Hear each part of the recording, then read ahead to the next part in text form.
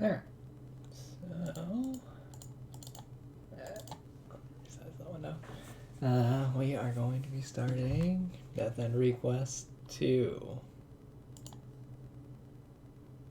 I could give you a recap of the first game, but I don't know that it is going to matter. I feel like this game may take place in some sort of spin-off universe that does not involve the ending of the first game.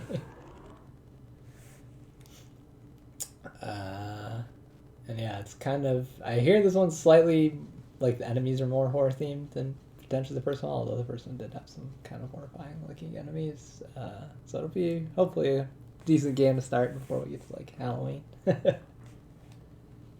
think it also takes place in a school, which... been playing a lot of games with that.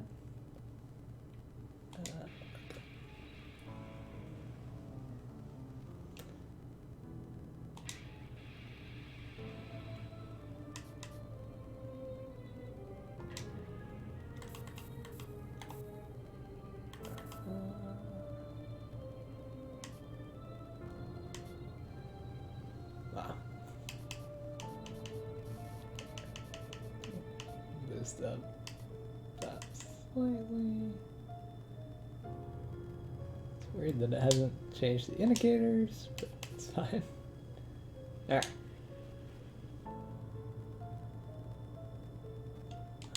Actually...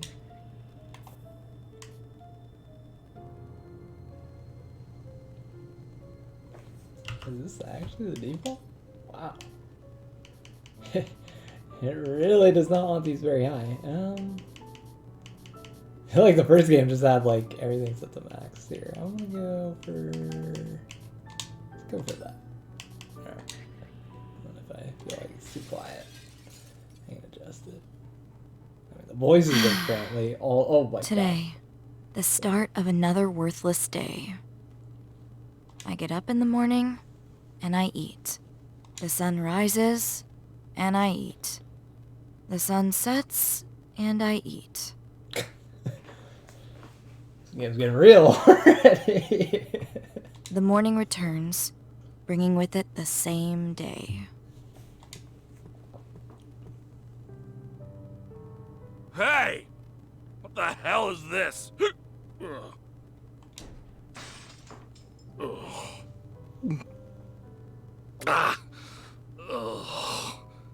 Dad's drunk again.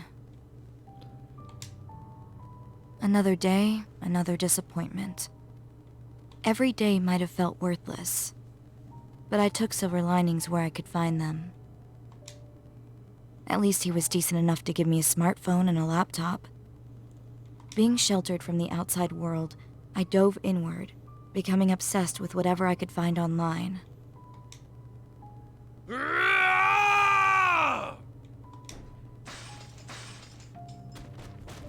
It's starting up again.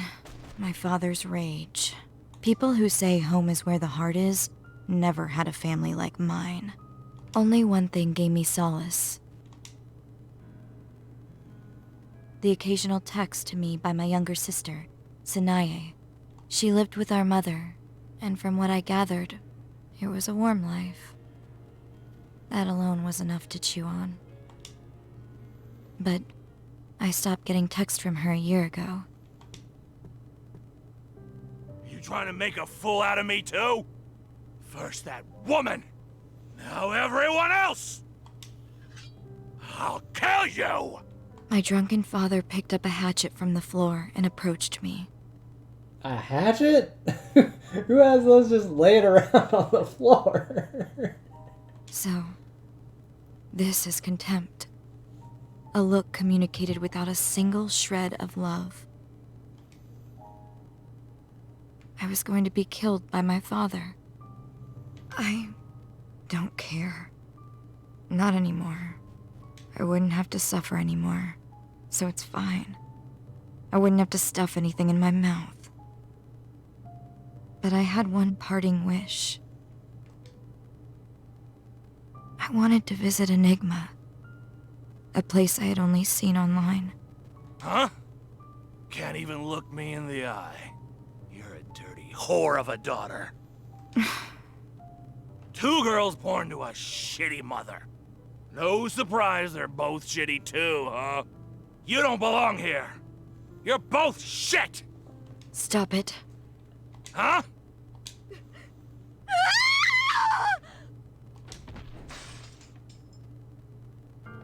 Oh, shit! Get off me! What the? Let me up! Hey! What are you trying to pull, you bitch?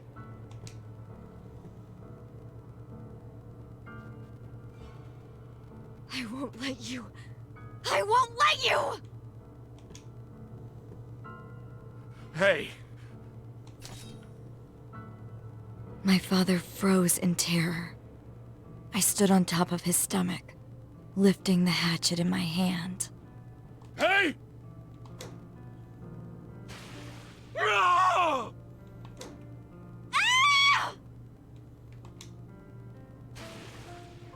Ah! Ah!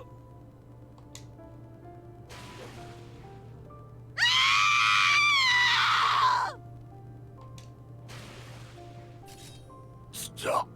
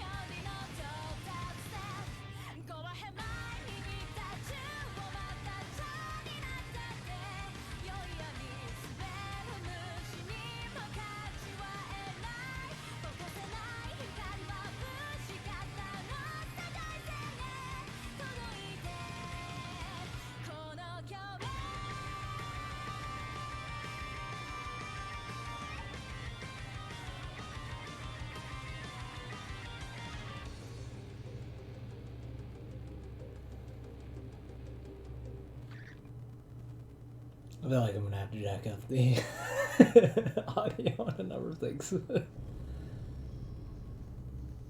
Self-defense. I might be able to. It's very confusing that it's not showing the. Oh, cool. We can actually save. Here, I'm just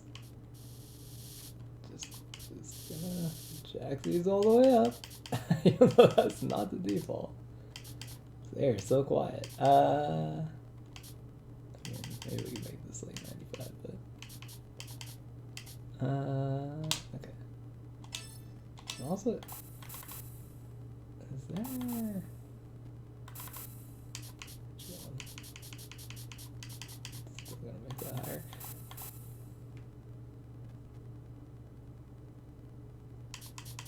Yeah, it's so weird that it didn't switch to button things. I feel like the first game did, but this is still showing keyboard. It's not the end of the world, though. Days after the incident, I was alone. No one else around to care for me. I was dehydrated, on the verge of death. If not for the social worker who discovered me, I would have died. It seemed one of my poor neighbors heard my desperate screams and reported it to the authorities. Only then was I found. Although there was no denying I killed my father. Based on the circumstances, the court saw what I did as an act of self-defense. I was ordered to undergo counseling for 3 months. Afterwards, I was dismissed from the facility, absolved of my sins. Not that it made the consequences any easier. That man's final moments will haunt me forever. When I close my eyes, I relive the moment. I pray every day for his ghost to leave me.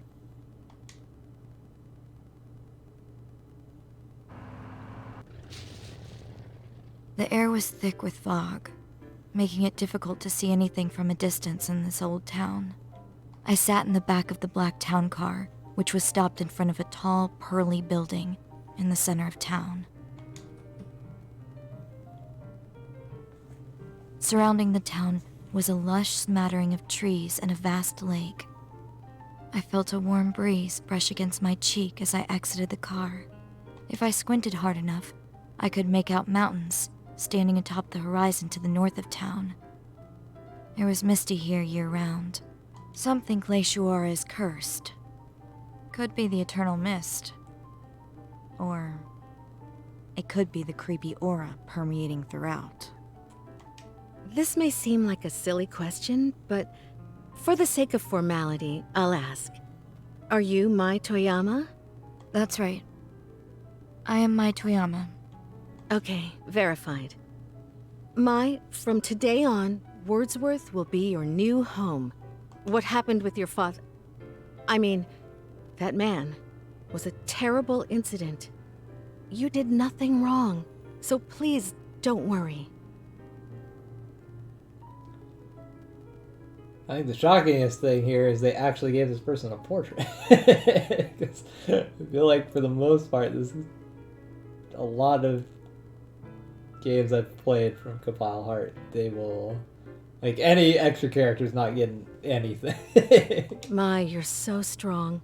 You did what you had to. You're allowed to be happy. Thank you. I also like that for this one they have like the text box, like they added that extra frame to add like a portrait. I feel like a lot of their games also have like something in that spot, but it's just empty most of the time unless they have to have like a character talking off screen, and then they'll put the character portrait down. Now, let's head inside. Headmistress Midra awaits you.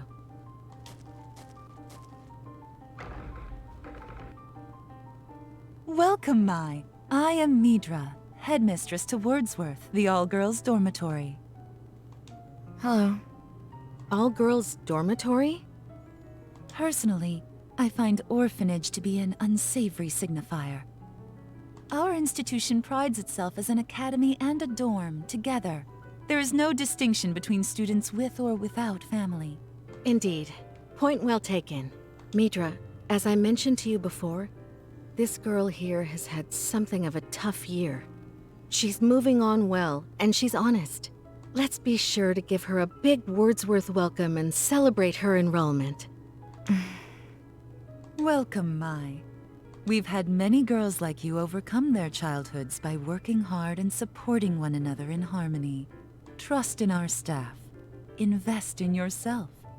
Find your wings, little butterfly, and soon you'll take flight in this world on your own. Women who triumph over all odds are the ones who make a difference. I have many high hopes for you, Mai.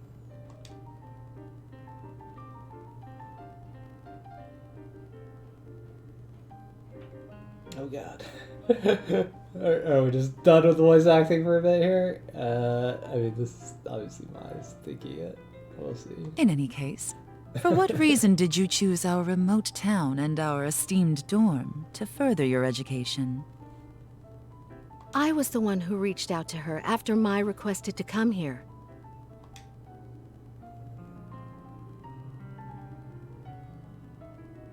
I guess it is not going to give her her inner monologue. I will attempt to do her inner monologue.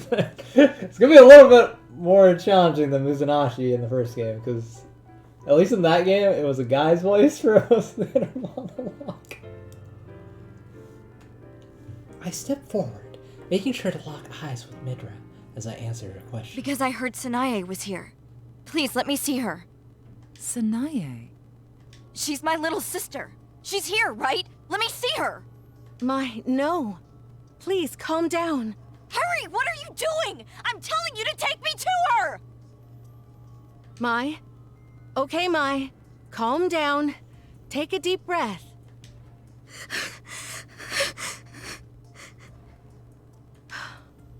When Mai's parents divorced, they decided the following. That Mai's father would take Mai, and that her mother would take Sanae. The two girls lived apart since the split.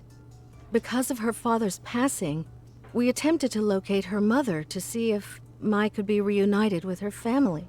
After some investigation, we learned that her mother had passed as well.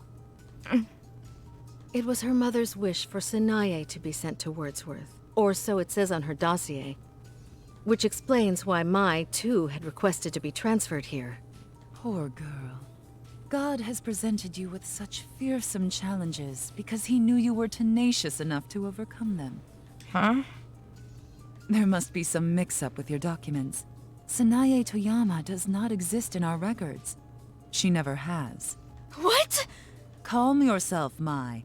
It is unladylike to let yourself become flustered. No doubt your travels have been long. Go on to your room and rest. We will assess the situation with Sanae tomorrow. Please, I assure you that I will assist her in reviewing our records once more. Hello there! Ma'am, I'll be the one to carry your bags. Whoa. This lady just appeared. Oh, salutations, Mai. Allow me to introduce myself as the head maid, here to help everyone in our dorm. Head maid. Alright. I'm already 100% into this game. New best character already found. My name is Head Maid Shizu. Shizu Melonis. Nice to meet you. Sure.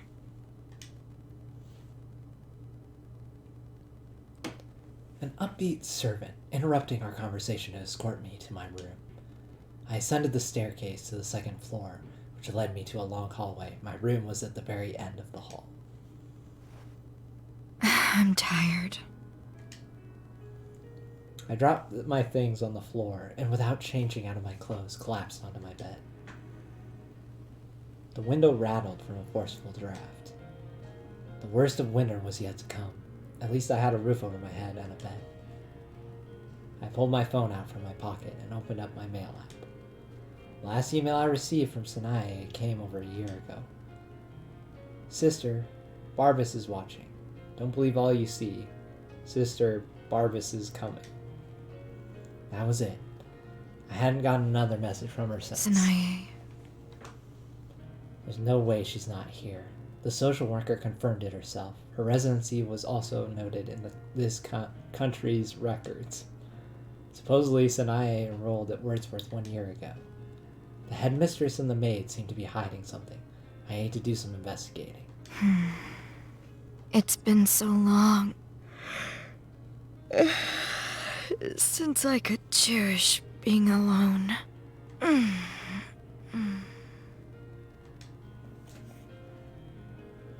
wanted to bask in this serenity as my fatigue started to catch up to me. I sank into the bed and fell asleep.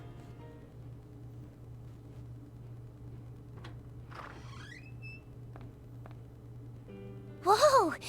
Who's this?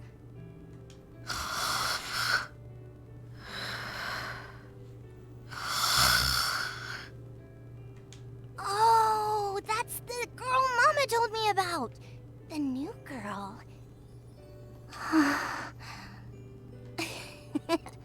She's a cutie. I'm lucky to be her new roommate. Oh, she's knocked out. I'd feel bad waking her. I'll let her sleep.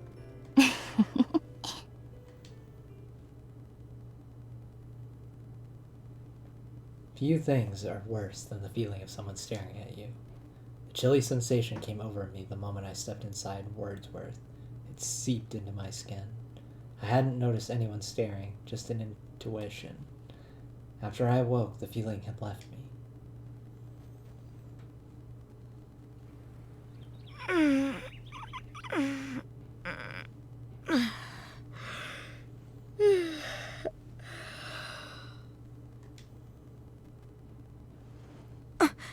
Where am I? The all-girls dormitory, Wordsworth. I was led to my room before falling fast asleep. It had been several days since I had any rest. I peered outside the window, and the fog still peered back at me. This time, though, the sun ached through the clouds over town. I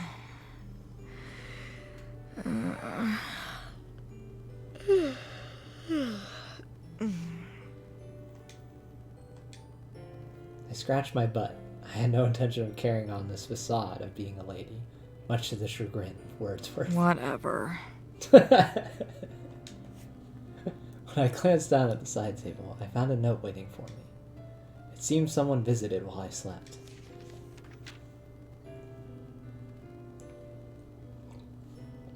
I guess I can attempt to do this in this new one. Like, I think in addition to having the original characters in this game, it also has at least these 2 new ones, and I think there was a 3rd new one shown. So there are going to be a lot of voices I'm going to have to attempt, and so far it's been pretty voice acted, but I feel like the voice acting will drop out at some point. And yeah, I'm gonna have to come up with voices for all these. Good morning, beloved Rumi. You were dead asleep, so I didn't want to wake you. Breakfast starts at 9 in the cafeteria, so I'll see you there. Hell's Strain. Divine blessings. I have a roommate? Just great. What's Elstrain mean? What is it? A prayer? It was only 8 a.m. Still early. I'm going to search for hints about Sanae's whereabouts. Guess I could explore the dorm until breakfast. Alright. Damn it.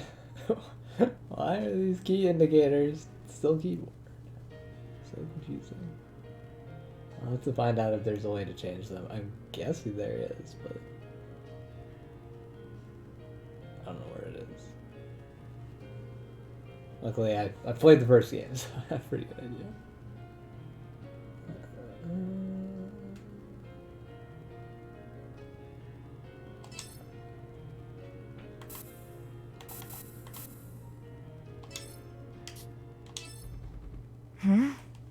Hey! You're the new girl. Wait! Stay right there!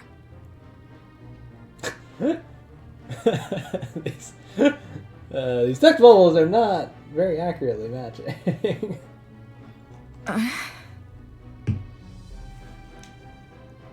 As I walked down the hall, a group of girls surrounded me.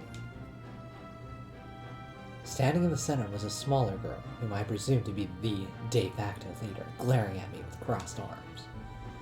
Beside her stood a sneering, lanky girl, and on the other side of her was a girl who looked more plain than anything. Look at the new girl, everyone. I'm Vina Miles. Hopefully my surname rings a bell for you. You can call me your senior. The small girl in the center raised her crossed arms, leering at me intensely. Meet Molly and Pick, 2 girls who've surrendered to my charisma, who now go out of their way to do my bidding. Surrendered to my charisma. That's an interesting way of saying that. Sounds stupid. What? You say something? I'm Mai. Say, do any of you know a girl named Sanae? I'm the one asking questions here. I don't know. Never heard of her. Idiots! Don't answer her! Whatever. Hey, new girl. I've got some trash that needs dumping. Why don't you do it for me? The short girl motioned for her minions to grab a trash can, which wasn't too much shorter than she was. That's not my job. Yeah, I know. My impression of Vi thus far makes me think this is definitely not gonna happen. Oh, is that sass I detect? Someone wants to take a dip. Those were some laughs. All of a sudden, the girls grabbed hold of me and yanked me down the end of the hallway. How's your bladder doing? Come on, get in!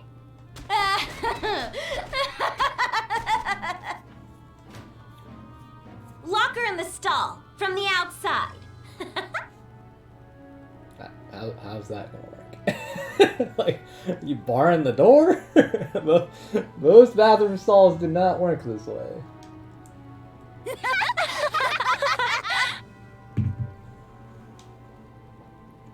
It was the bathroom on our floor.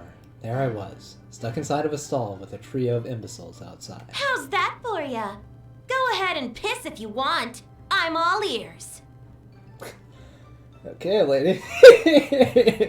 Glad you're telling us all about your fetishes here. Why bother doing all of this? Huh? 'Cause it's fun. Duh. What a brat! Why isn't she crying?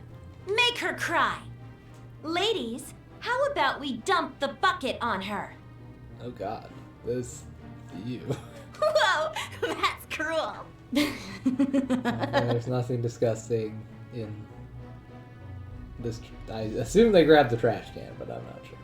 Here's some dirty mop water. Hope you're thirsty, Mai. Ugh. Are you gonna beg for mercy? Okay, time's up.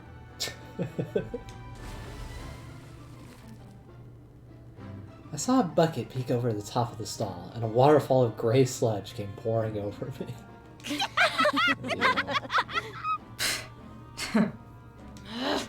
You're real stubborn. Speak up. Did that break you? Hope you know now who the law is around here. Wow! All this effort and not a peep from her! Mina swung the stall door open, looking furious as she stomped towards me. Ew. Now she's spitting on me. Hey! Better not underestimate me again. I may look sweet, but I'm very sour. Okay. Look at you. So pathetic you couldn't hurt a fly. Seriously. You know, I even killed a pigeon that our class kept as a pet. Ooh! There were blood and guts everywhere. Everyone cried like a bunch of babies. Alright, well, you're crazy. Listen up, Mai. Get me mad enough and I could do the same to a person. I'm not like you. Is that so? Scaredy cat? She's a scaredy cat. Think you could kill me? Do you really? What's your problem?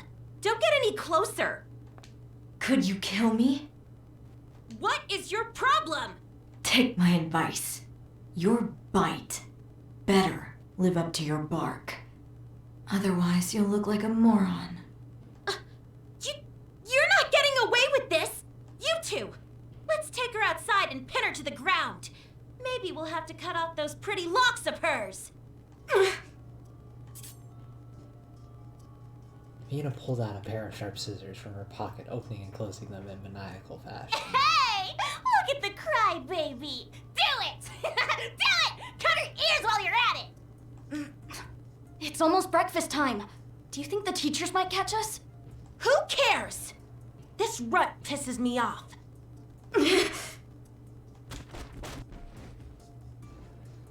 The two cronies grabbed me by the arm and dragged me outside, pinning me down. Time to chop off that beautiful head of hair. I won't stop even if you beg. Stop! I have sentenced you to execution. There's no turning back now. I said stop! Ah! Oh, now she can scream. Huh, serves her right. Okay, everyone, say bye-bye to Mai's hair. Ah! She's kind of crazy. There it is. That's what I've been waiting for. Yeah! Hey! Vina, you're at it again. You better stop or I'll tell my mother. It's Roddy. Crap. Let's get out of here.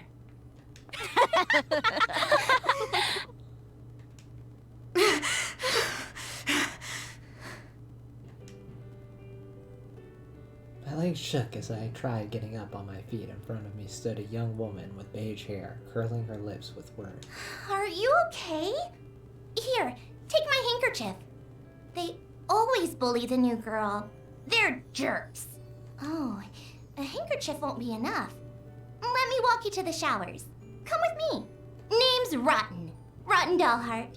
You can call me Roddy, though. Let's be friends. That is a very weird name. Rod and Dollheart. Oh? Thank you, I guess. But I'm fine alone. What? She's not just cute, strong too.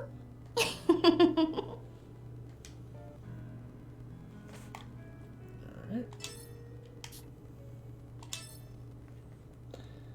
I washed off in the shower, changed into clean clothes, and headed for the cafeteria.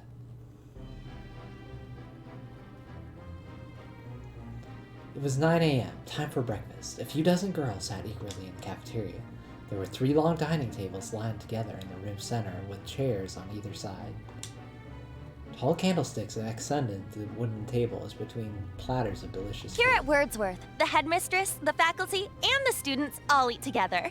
You must be the new girl. I'm Abigail Williams. I'm the resident advisor around here.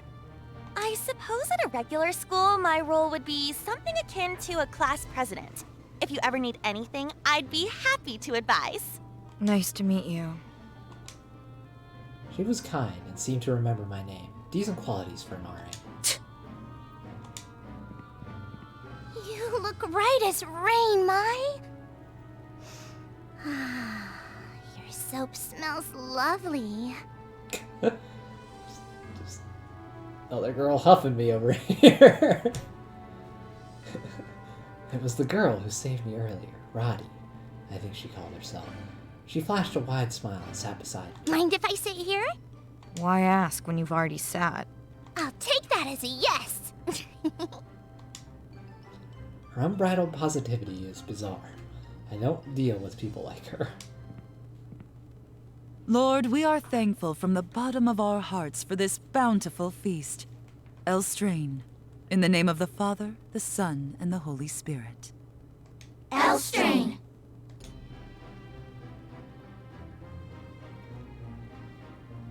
There was a total of 19 girls, though. They seemed to vary in age. Abigail, the RA, had a calm demeanor. I figured her to be a couple years older than me. My little sister, Sanae, she was really not here. Where else could she be? Elstrain. Lord, I thank you. What's up with Elstrain? It's a religion followed by everyone in town. With his undying love, we are guided and protected from evil. I see. Such a god really existed that I doubt any of these girls would have needed to come here. Though it might have been cynical for me to say, I felt no desire to subscribe to such a fate. You didn't eat dinner last night. You must be starving. Want my egg? No. I have a small appetite. Oh, that's no good. Sure, you got curves, but I saw your ribs under your shirt earlier. A girl's gotta eat. Your butt's not too big either. You don't have to change overnight, but make sure to eat, okay? That's really giving me an analysis here. You watched me earlier? Oh, I didn't watch your shower. Don't sound too suspicious. You know,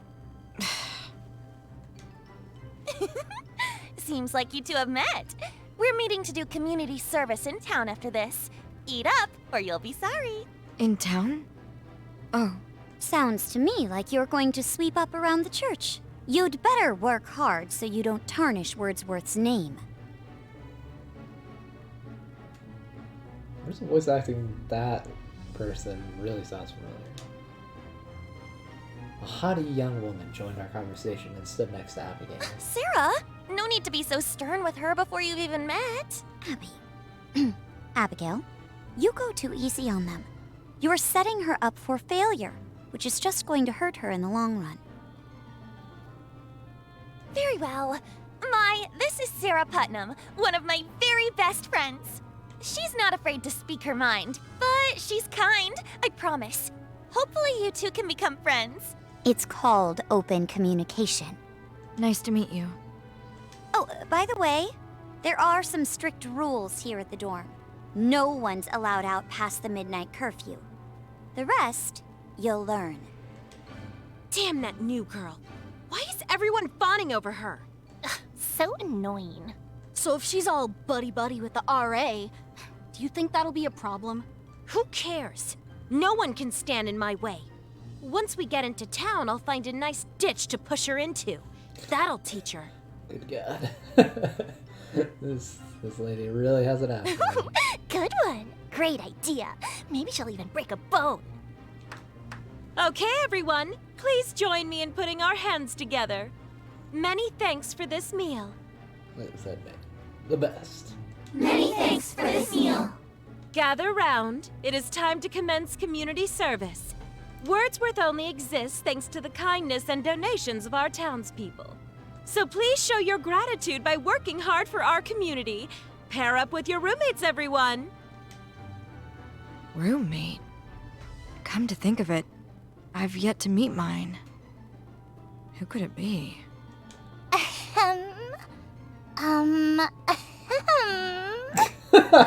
Okay. Someone approached me, her mouth agape from heavy breathing. Wait, don't tell me. Greetings, roommate! She straightened her back and gave a firm salute. You're kidding. I let out a big sigh. I surprised myself, as if I hadn't been disappointed enough. Okay then, let's head out. Here, take these instructions. Oh, we're assigned to the church area. Don't we have to take our plates away? The maids handle that, so leave it for them. Well, time for us to go visit the church. Vina, you girls will be picking up trash near the forest. What?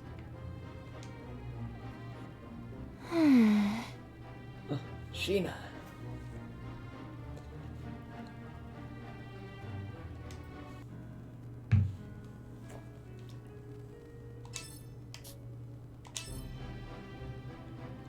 My first lesson at Wordsworth became a field trip to partake in community service. Lachora is situated in a valley built around an old coal mine. It's small, humble, but has a lake and a forest on the periphery. Some might find it quaint or even peaceful, but if you ask, it's a pathetic town. They don't even have reception.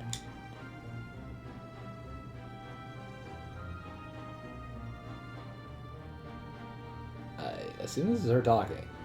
From the moment I arrived, my phone couldn't connect to any signal. It was a rural town, left behind by technology.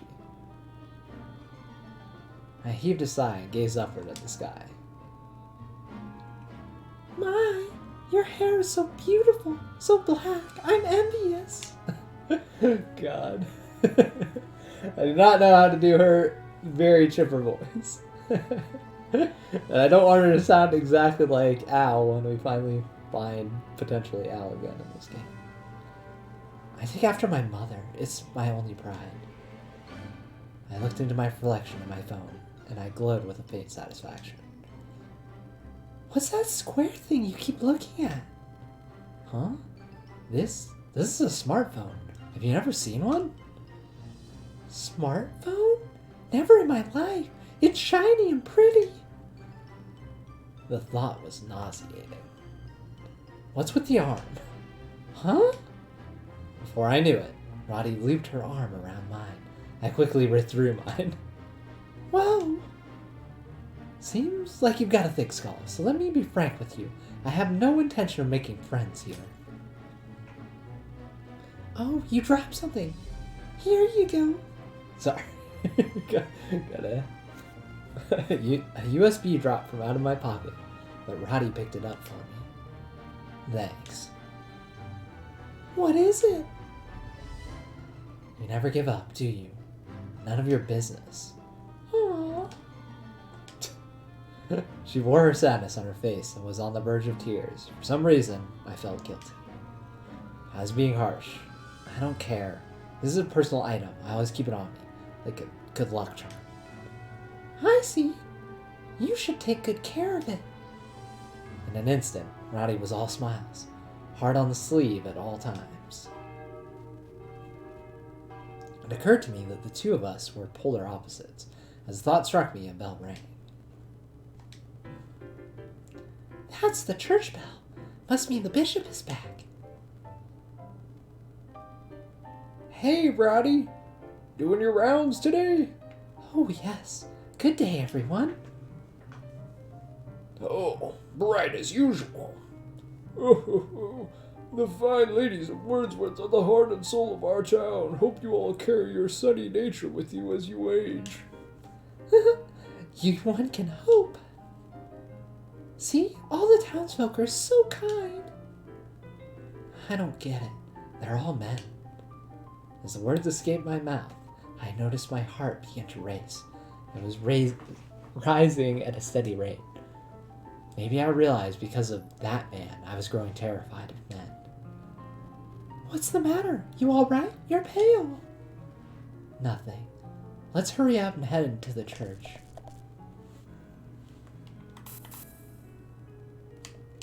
Oh, I guess we're just ending the day.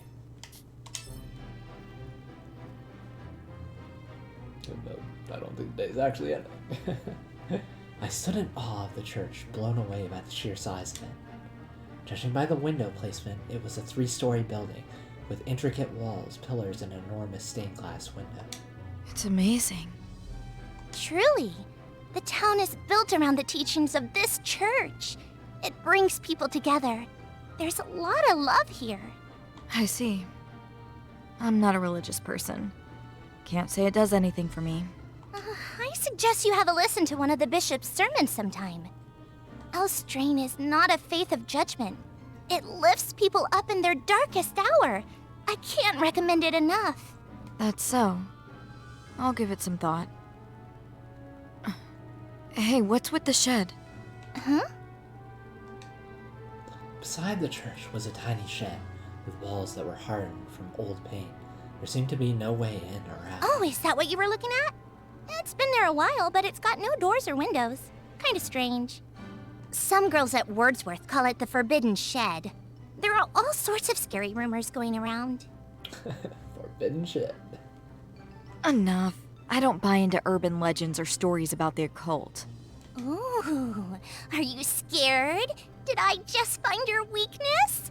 What you gonna do if there are a ghost inside the shed? Shut up. I know none are in there. I'm not afraid, just annoyed. Only kidding. Truthfully, I think it's just an old warehouse no one uses anymore. As Rowdy continued wasting time with chit-chat, the huge church door swung open. Someone in church attire came out. My! I was wondering where all that commotion came from. Greetings, Rotten. Oh, Bishop! Hello! The bishop headpiece obscured her face, but not her voice. I could tell it belonged to a woman. Oh, you must be Mai. I've gotten word that, as of yesterday, you are Wordsworth's newest resident. Yes, that's right. Hello, I'm the bishop. I serve as head of the church. I heard you had something of a rough time. The bishop, standing much taller than me, stooped down to meet me at the eye level. I'm just relieved that you're alive.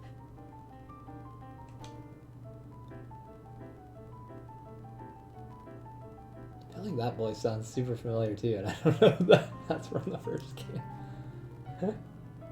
Then she took me into a tight embrace and began to sob. From now on, your life is here. That is enough. Survive.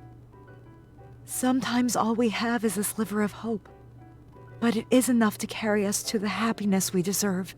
Let your spirit guide you to the future. I am grateful for your dignity and for God's grace.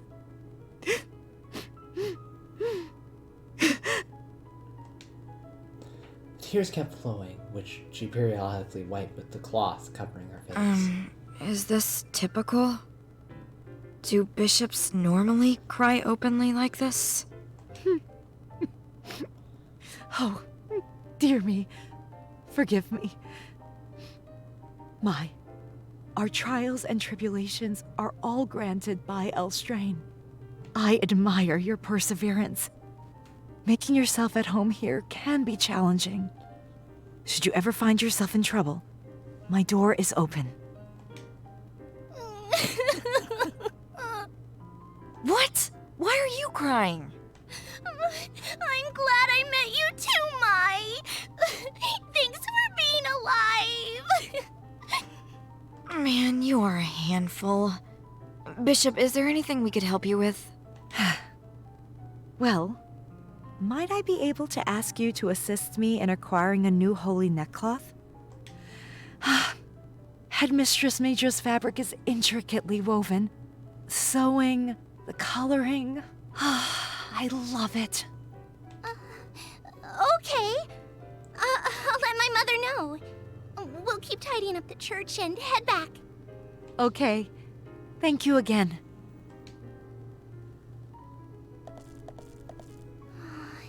Isn't she wonderful? She's so kind. She's like my second mom. Yeah, well, she seemed warm, and she wasn't a man. It's neat to see a woman with a position of power in the church. Seems uncommon. In Elstrain, your gender and your marital status don't disqualify you from working in the Holy Order. But in the past, the clergy was only comprised of men. And they're still the majority. I see. Is that why she doesn't show her face? Yep. There are still some people who judge a woman for serving as bishop.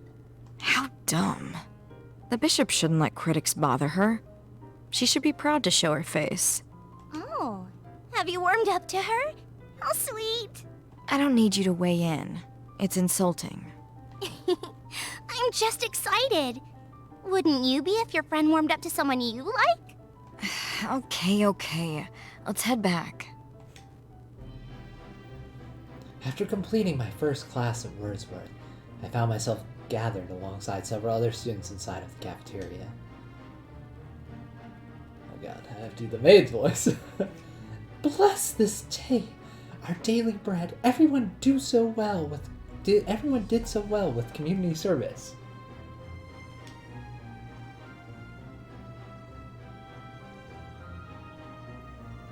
Rest well tonight and prepare for tomorrow's studies.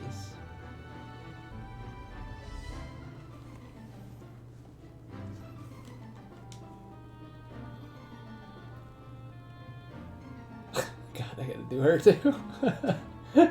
Elstrain, Lord, many thanks for this meal. Elstrain. Because of our new student, Mai, allow me to remind you all of our rules. No one is permitted to exit their rooms after midnight. The lady must follow regulations. Does everyone understand? Okay, ladies. Class dismissed. We can't leave our rooms? Lights out? I don't know who's saying this. There are ghosts? What? Oh, some student we have not heard voice. Welcome, newcomer. I'm Victory. At Wordsworth, there's a faceless ghost who lurks the hallways every night. They say it's the ghost of a girl who was bullied. She leapt down from the top of a staircase and died. Others think it's the ghost of an old maid. They call it the ghost of La Choara. God, struggling with that word. I know girls who've witnessed it in person. Crazy stuff. Supposedly it catches you. If it catches you, you're as good as dead. Oh, by the way, I'm Makoto. All that to say, I've never seen it myself. Yep. Oh. Grin. Hey, stop it! Mai doesn't like ghosts. Roddy outstretched her arms as if she were protecting me from the two girls who were eager to volunteer their ghost stories. Mai, I bet you've had an exhausting day. Be sure to be kind to your roommate, Roddy. I was the resident advisor, Abigail. Just as she did earlier that morning, she was watching out for me. This girl is a pain. What? I felt some guilt admitting it, considering that she was only standing up for me, but it was true. There was no good to be had in associating with me. None. I need to give her the cold shoulder. Let's go, Abby. Time for a shower. Sure, Sarah. Well, good night. You two make a good pair. Abigail and Sarah walked off along with Victory and Makoto.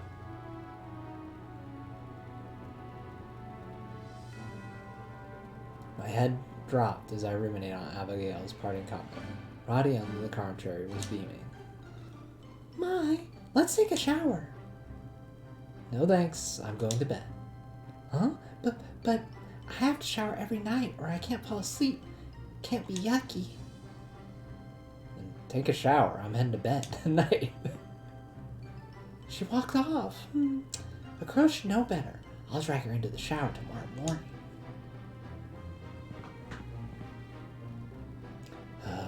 Showered this morning. I don't need another. If I bathe morning and night, I'll get pruny. Want me to give you another one-way ticket to the shower room? The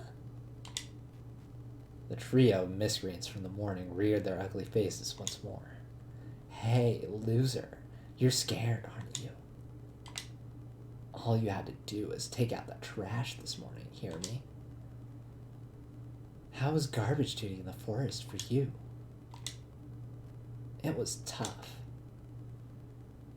Vina sneered, spinning around to slap Pick in the face. Pick, you idiot, don't answer her. Ouch, sorry. Why do you hang out with her? Huh? Oh. Hey, guess you gotta really feel pain or else you're never gonna get it, huh, new girl? Vina slipped a fruit knife out of her pocket. I'll kill you. You want that, new girl? You got a death wish? Do a quick save.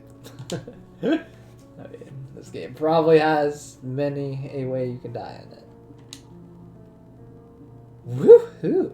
Do it, gouge your eyes out! Don't. What was that? You gonna cry if you want me to stop? Unless you're really going to kill me, then stop. I don't want to hurt you. I had no reaction. Unfazed by her knife, I walked right up to Vina. Huh? What's your problem? Why aren't you scared? This is a knife. Doesn't dying terrify you? I fear killing more than I fear dying. What? Hey, you troublemakers showed up again? Roddy suddenly appeared with a towel wrapped around her damp hair. I blocked Vina's knife with my hand to prevent Roddy from seeing it. Go. Vina shoved the knife back into her pocket, glaring at me all the while. You think you're so cool. You just made the Devil Society's hit list. That's us three. Let's split. The Devil Society, or whatever they call themselves, stormed off down the hallway. You okay, Mai? Was Vina holding a... She didn't do anything. Finished your shower pretty quick, huh? Oh, yeah. I was a little worried, so I just rinsed off. Glad I rushed out, though. How in the world does she do it? Even back at the cafeteria. She came running out to help me. There was something sincere in her eyes, as if she truly possessed no ulterior motive. Jeez, dry your hair. Let's head to your room. Okay, time for bed. Could you dry my hair when we get back? Sure. You will? I'm pissed. Who does that girl think she is? Mai Toyama? I wonder how she'll retaliate if I pick on her again tomorrow. It's quiet, which is weird since the halls are normally noisy during the day. It's almost midnight. Guess I shouldn't let the curfew bother me. But I need to use the ladies' room. I can't help it. I have to hurry or I won't make it. Crap. It really is midnight. I gotta make sure a teacher doesn't catch me. But Vina noticed something in the darkness of the silent, empty hallway. Stood a tall, shadowy apparition. What is that? The shadow had a face, but no expression. It was enough for Vina to know that it was staring back at her. Like a red Slender Man up in here. Fastened to the wall was a wooden plate. It was supposed to symbolize Elstraine's divine protection, but it only rotted. Then it flipped upside down. Ah! The dark shadow glided across the ground, charging toward Vina at great haste. Whoa. Ah!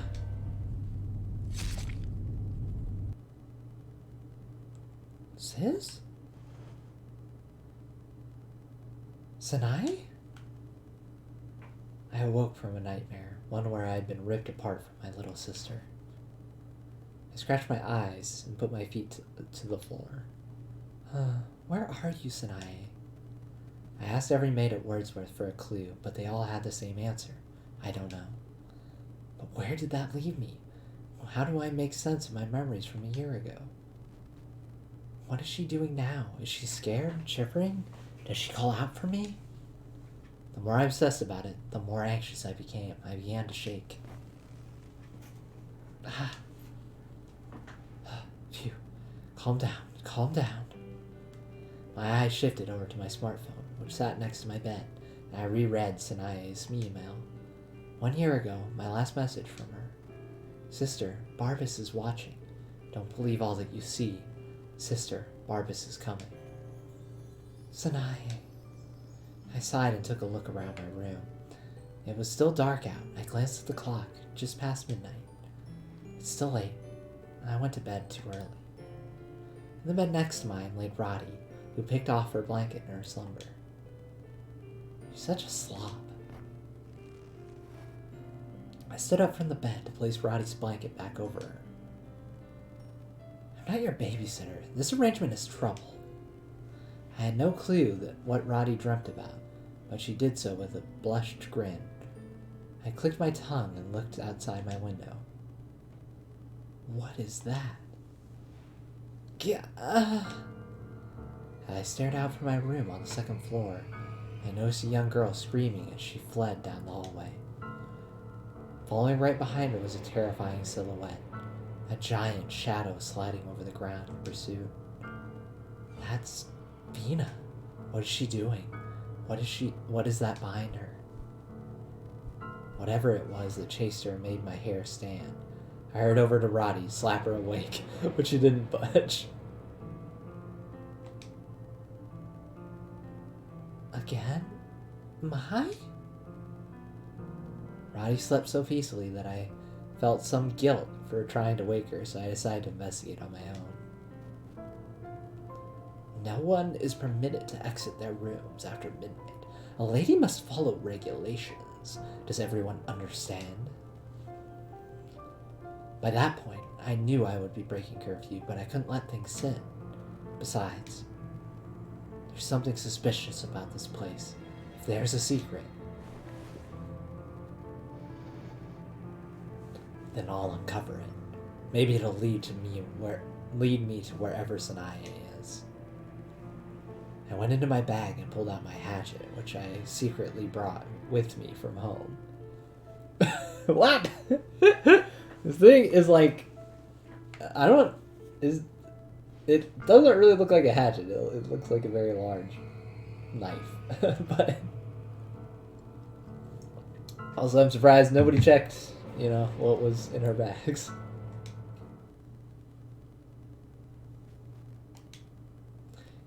I looked left and right, confirming that no one else was awake. It seemed like all the girls and maids were asleep. There's a faceless ghost who lurks the hallways every night. They call it the Phantom of La Chora. Wait, if that shadow thing is a ghost, I can't. I trembled, turning back and forth to look at my room, but I couldn't shake the sight of Vina. What if the shadow was a kidnapper or a burglar? Gripping my hatchet tightly, I tiptoed down the stairs towards the entrance in search of Vina.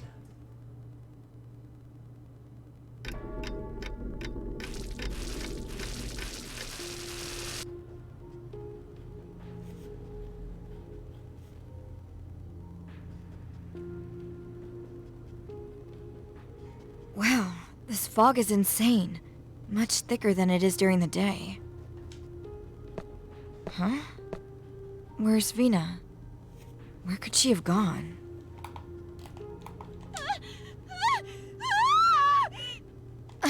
Was that her screaming? Man, what is going on here?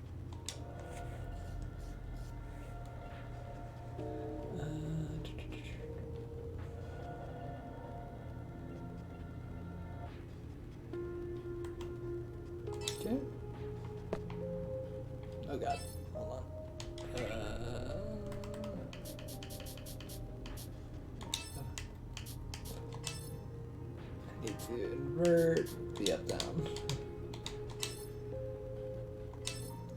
I might just like boost everything to max. Okay, that's it.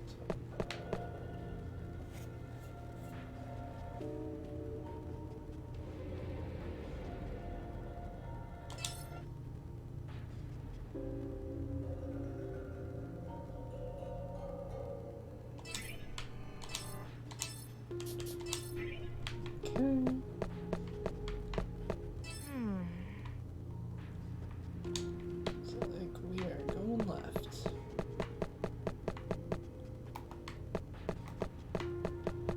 Weird. You can't like toggle running in this game. I guess she just goes to running after you hold it long enough. Alright. That's a computer? I wonder what this is.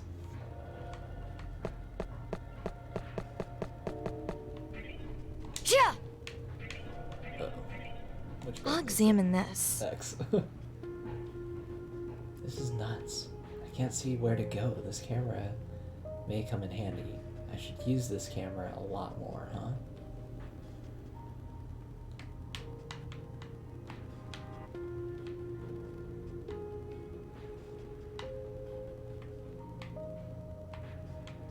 Okay. Whew.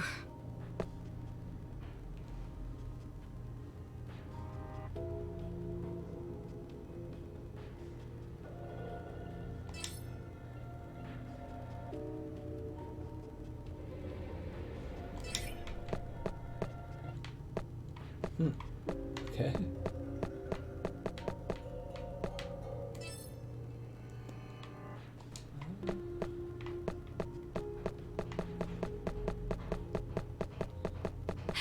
Is it on this way? Item. Pretty sure that's the healing item.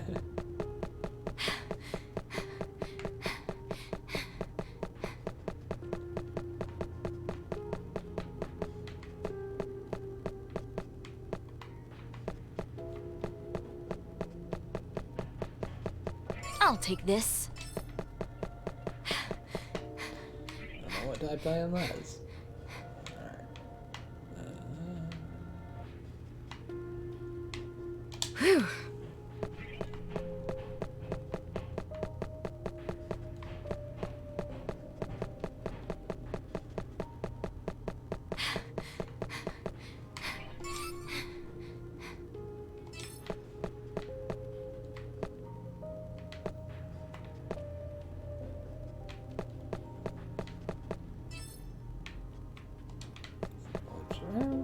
Okay.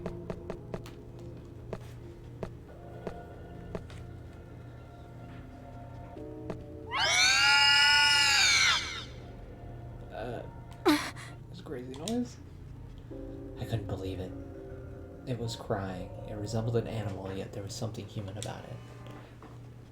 It emerged from a dark corner, buzzing around as it followed me. Let out a shrill cry, unlike anything I'd ever seen or heard before. What? Huh? What is it? Ah!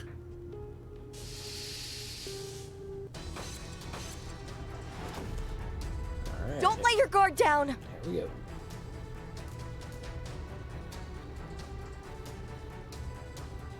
My turn. Okay.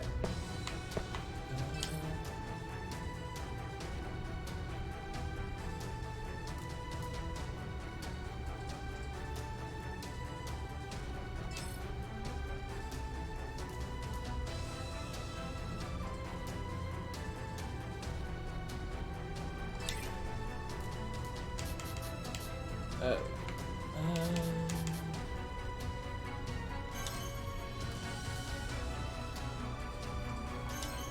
All right. Wait, was that? Hold on. Oh, that's magic. All right. Go with this. Shine! Shine! Yeah! Go away!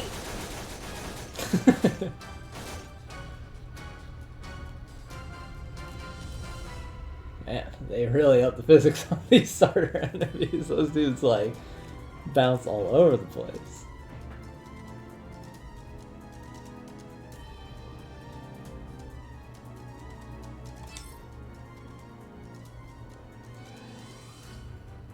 Disappear! Let's hurry ahead already. I've gotten stronger.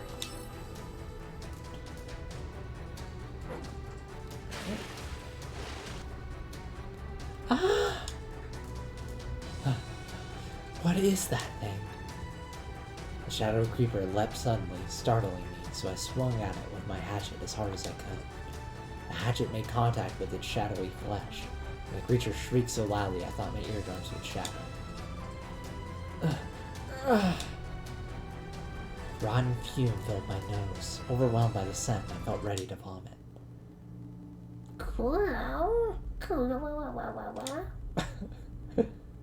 There it stood, a monster distilled from darkness, hidden by the tall shadows of Lachora's dilapidated buildings. What is it? What the hell am I looking at? The shadow crept slowly toward me.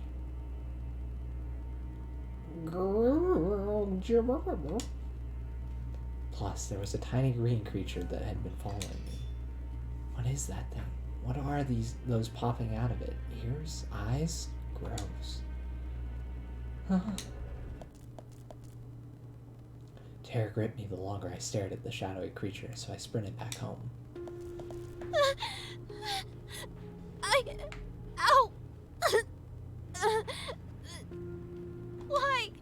Why is this happening to me? Help! Somebody! Help! Ah! It hurts! It hurts! Ah! Ouch! I can't go on! Mina wrapped her shaky hand around a pillar for leverage, trying to distract herself from the agony of her exposed wounds. Have mercy! Mama! The thick clouds broke up the moonlight overhead into puzzle-like fragments. One faint beam illuminated the alleyway into which Vina fled. The dark shadow had targeted its prey. And the tips of its slithering arms were fingers with sharp, jet-black claws.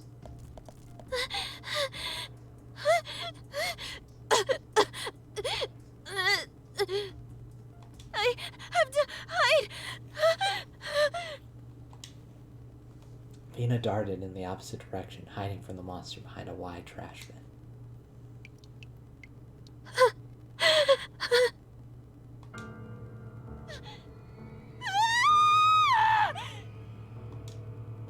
But nowhere was safe from the shadow. Its breath tickled her ears, sending a cold shiver down her panicked body.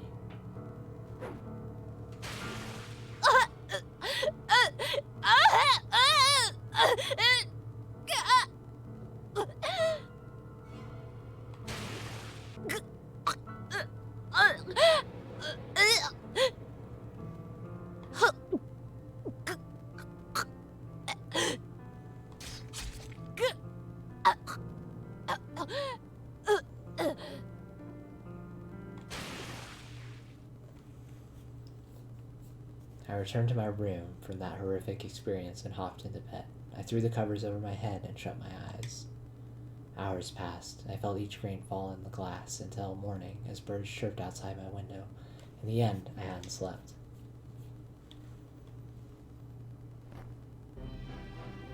Morning, Mai. Roddy looked well rested and spry. Came into the room to wake me. Huh? What's the matter? You got bags under your eyes. Couldn't sleep. Why not? I contemplated telling her about last night, about the monster chasing after Vina. My mind felt so foggy, I began to doubt if it was real. I had no confidence if it was true or just a dream. Most of all, I couldn't stop thinking about Sanae. Call it guilt for breaking curfew and sneaking out of the room, but I decided to lie to Roddy. It's Sanae. Or, is it Roddy? It's Sanae, isn't it? My mom and the head maid said they didn't know her. If only we could see the class browster. Where is it? Whoa, scared me. I hear it's archived somewhere in town. But since those are confidential records, we can't just waltz in. I mean, I don't even know where they're kept. It was worth looking into.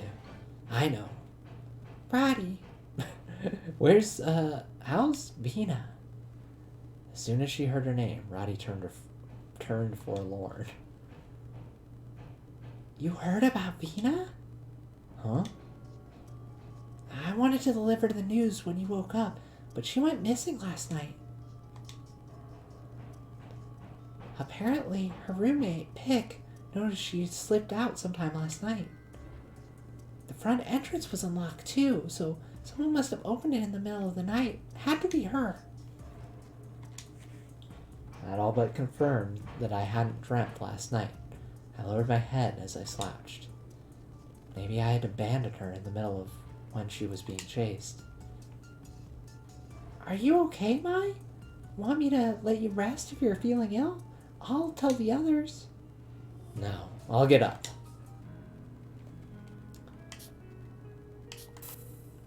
Wow. Yeah, all kinds of people I can talk to. Zero. How am I supposed to know what key that is?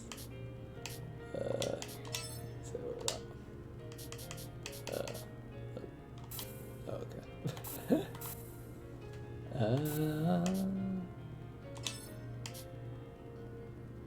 There we go. Oh, hello to you all. What?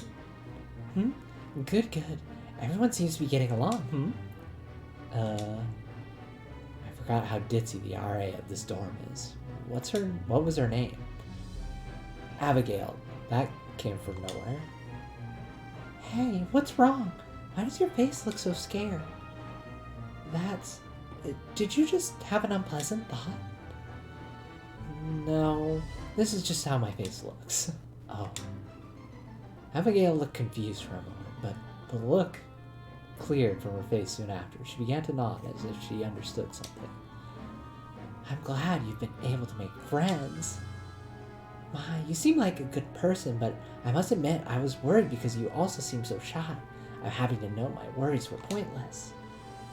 She was clearly smiling at Roddy. What is it? Aren't you glad, Mai? Roddy was already surprised, and even a little more so when Abigail said Mai again. I suppose everyone makes mistakes. Roddy was waving her hands to try and clear things up. No, I'm Roddy. Oh, whoops, so you're Mai? Abigail looked over at me. Yeah. My mistake. I'm sorry, that doesn't change the fact that I'm happy though. You two be good now, okay? Without waiting for our response, she turned around and left. I don't understand, Abigail. The RA is a little off sometimes. That's putting it lightly. You could be mistaken with someone new. Don't be so sure. Maya, of course, normally I'd agree with you, but this is Abigail we're talking about here. Rai's answer confused me. She seems to understand that Abigail is ditzy, but she doesn't find her behavior or status as RA to be odd. I see. Is she really fit to be an RA? I really wonder. It's probably best I kept that question to myself. Let's go to the cafeteria. Mai, Roddy, good afternoon. Good afternoon. Hey. We were approached by a girl who had a calm tone in her voice. We stopped. Her smile was full of peace. She offered her right hand to me. Hello, I'm Betty Paris. Nice to meet you. You might know this, but my name is Mai Toyama. I took her hand. Betsy smiled, seemed to grow slightly, and she nodded. Yes, I've heard about you. How are you? Have you gotten used to living in this place yet? Sorta. Good, I'm glad. I bet having Roddy by your side has been very helpful too. Roddy seemed happy to be acknowledged for that reason. She smiled. Yeah, Mai has me. She'll be okay. She always will be. Forever. Roddy, you know, I can't have you just follow me around forever. That would be annoying. Oh, Mai, won't you accept my love? You two are really close, huh? Well, if there's anything you need help with ever, you just call on me, okay? I'm the oldest one here, after all. Ah, I see. Thank you. That goes for you too, Roddy. If you're ever in a bind, you can always reach out to me. Of course. Thank you for offering that. It's not just with me, is it?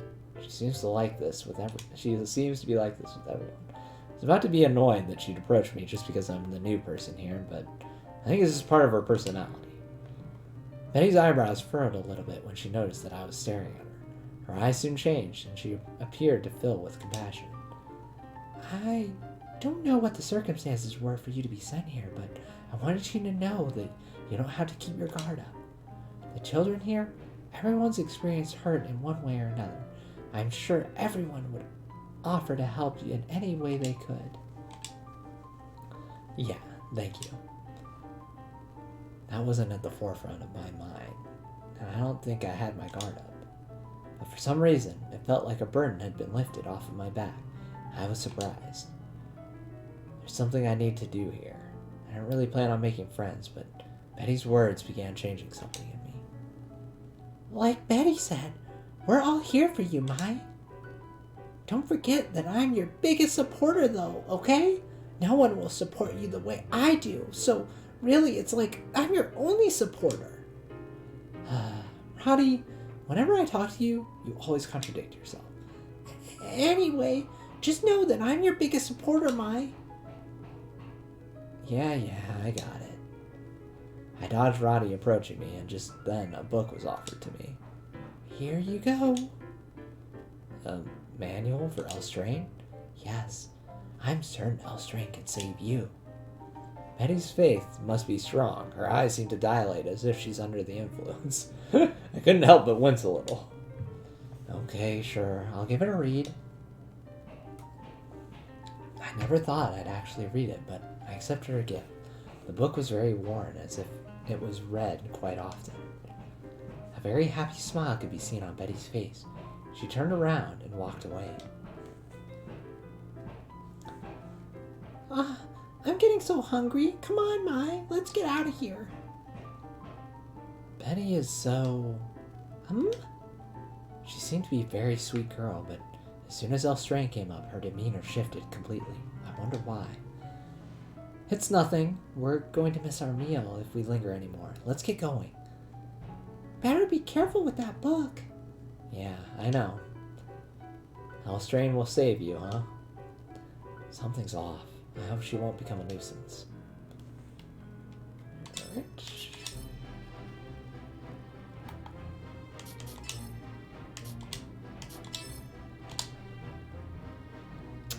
I clue who this is.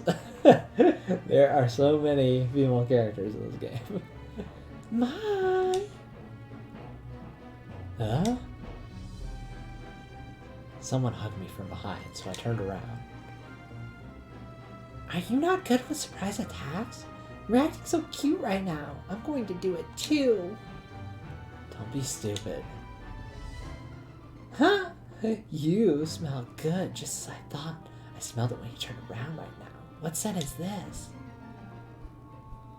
Huh? She sniffed my neck and it tickled. I was writhing to get her grip, and Roddy pulled me tight. Hey, Victoria, you can't do that. Being released from her hug, I finally was able to face Victoria. What is she thinking? To just hug me from behind. Aw, you took her away. I'm sad. And when I gave her a quick glare, Victory was unfazed. Rather, she's just smiling. Gosh, you have no boundaries. According to Roddy, Victory has a tendency to hug people as a form of hello. I don't think I need a hug to say hi. I guess not. I didn't plan on it, but you smell so good. Is that so? No reaction. I didn't know what to do. I couldn't hide my confusion, and Roddy sighed for I don't even know how many times today. Victory's always like this. Don't worry. Well, I guess it's hard not to. Right. I don't like being hugged out of the blue like she did. Sorry about that. I'll be careful next time. Victory waved her hand and she lightly walked towards the end of the hall. She's a weirdo. Although I was surprised, I guess she didn't mean it badly, so oh well. I stared at Victory walking off. There was a charm to her. Or I wonder if that's Victoria A.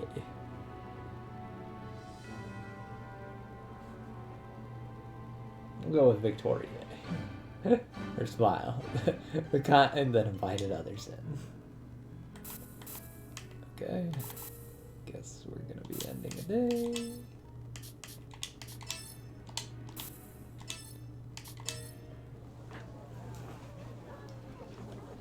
Huh? The hall was unusually rowdy. What is it? Let's check. To my surprise, Vina had been found. We were told that she was discovered inside of a shed alone. It was located in a dense thicket of forest, the kind where light can't penetrate the shadows cast by tall trees. Her clothes had been shredded. When they found her, she was half naked and shivering on the floor of an old work shed. Who the heck is this? What? What's going on?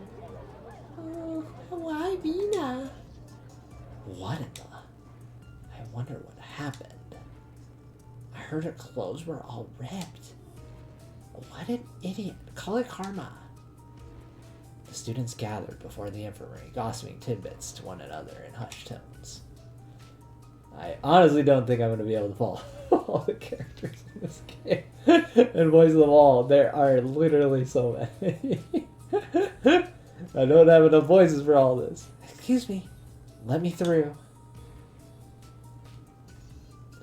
I love how they have names, and I don't even think I've met some of these people.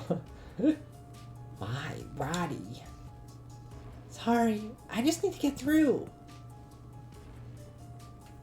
Headmistress Midra, the school nurse, Asuka, and headmaid Shizu stood around Vina. She sat nervously on her cot. Suit covered her face, but it couldn't hide her terror. She shook violently, barely able to answer any of the nurse's questions. Vina here. Some warm water. Drink up. Brr. She said nothing. Shizua and Midra exchanged worried glances and sighed. Vina, you broke curfew to venture into the forest last night. May I ask why?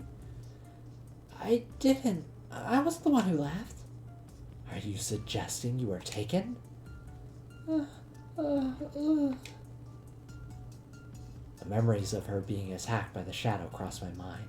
I imagined that she too was quite confused. But I persisted in my suspicions about this school, so I never thought to mention that I'd snuck out as well. Let's head back. Oh. Roddy popped on the screen, but it was not her who said that. I noticed a towel on the ground, so I bent over to pick it up. Above all, I was relieved to see that she had lived, but just as I was about to leave the infirmary with Roddy. Barbas is watching. Don't trust your eyes. Barbas is coming. Hey, what was that? Huh? Answer me. What did you say? Do you know? Oh. Answer me, damn it. What is Barbas? I lost myself in the moment. Next thing I knew, I grabbed hold of Vina's shoulders and shook her. Sanae mentioned Barbas in her last email. It was nonsense to me until now. My, stop it.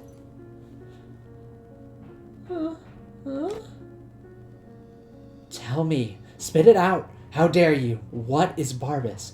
When is it coming? My.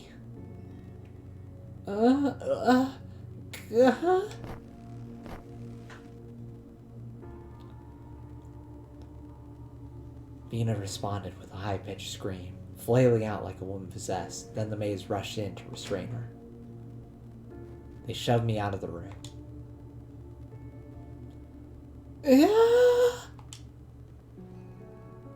Where is my sister? Return to your room. As I retaliated, Headmistress Midra slapped me across the face. I threw the towel in my hand on the ground and stormed away. I will only repeat myself once more. You are forbidden from leaving your rooms past midnight. Have I made myself clear?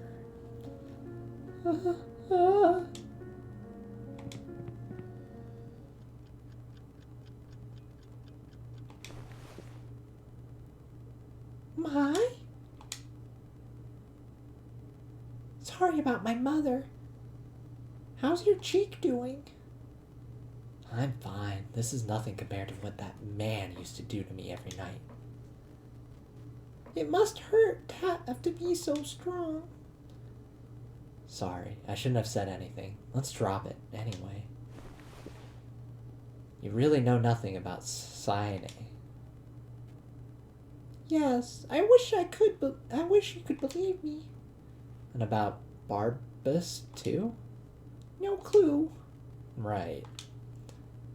I'll help you find what you're looking for about Cyane. You'll sneak into the confidential student records? If we're caught, we'll be paddled 100 times, so it won't be easy, but I'll help you how I can. Thanks. I guess first we'll need to know where they're stored. Anyway, how's Vina? Fine. She calmed a bit. Last I checked, she's sleeping in the infirmary. I like to talk, Mai. Can I sit on your bed?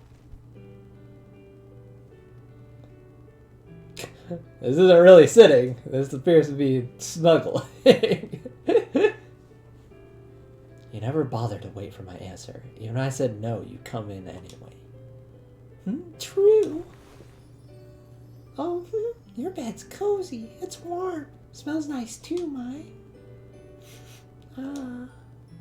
So, why do you want to sit on my bed? Sorry. Just wanted to chat.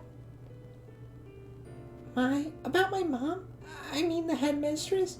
You haven't talked to her one-on-one yet, have you? Nope. Knew it. I wanted you to know her more. I wanted to know more about her. Ronnie rested her forehead on my back before going into length about the headmistress. Disciplinarian or not, it seemed she invested through effort or endowment.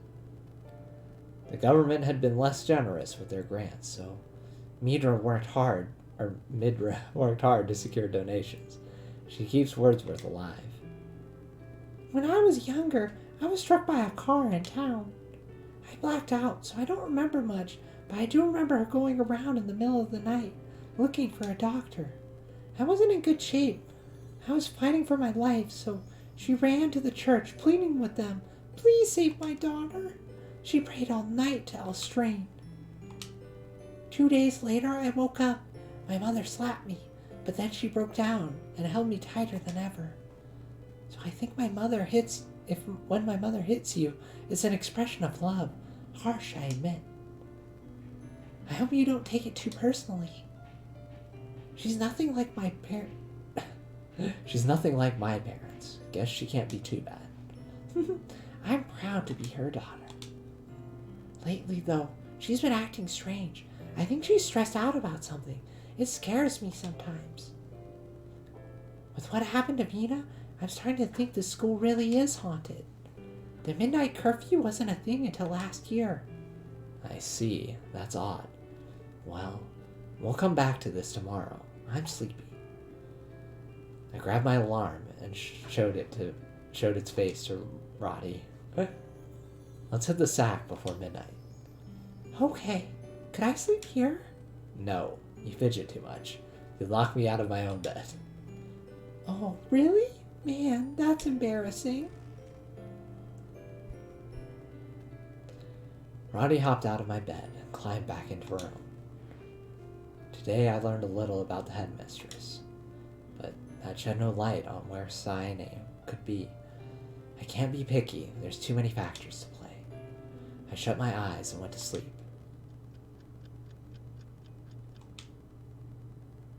I can't sleep. For some reason, I was wide awake in bed. I glanced out my window, taking in the starless sky. Buildings in La Chora cast shadows which loomed like beasts without moonlight.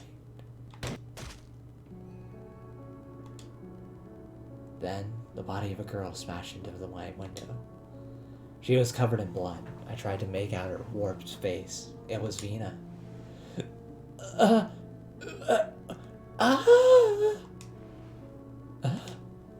As Vina's contorted face pressed into the glass, her eyes glared at me vengefully. Glare, glare, glare, glare. But in the blink of an eye, she disappeared. Outside my window, I could only see the starless sky and building shadows. What was that? A hallucination? I shot up from my bed and gazed around my room frantically.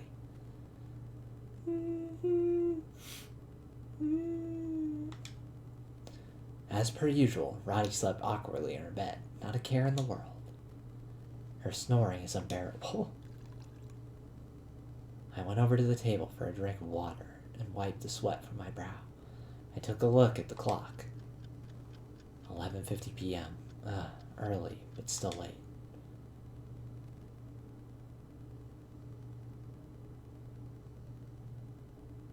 Huh? I heard someone speaking outside of my room. Who could be up this late? I opened the door to find no one, but I tiptoed to the stairs because I sensed someone. I took a peek downstairs, and it was headmaid Shizu. She was dragging Vina, who seemed to be resisting as she was pulled through the front door. What's going on? So much for curfew.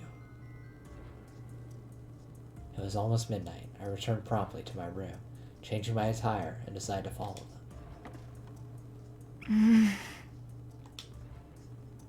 I couldn't let Headmistress Midra or the maids catch me.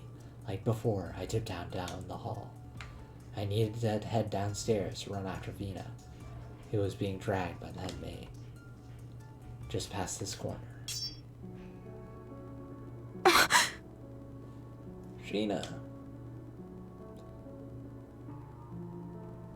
A maid with a sunken face stood there holding a knife.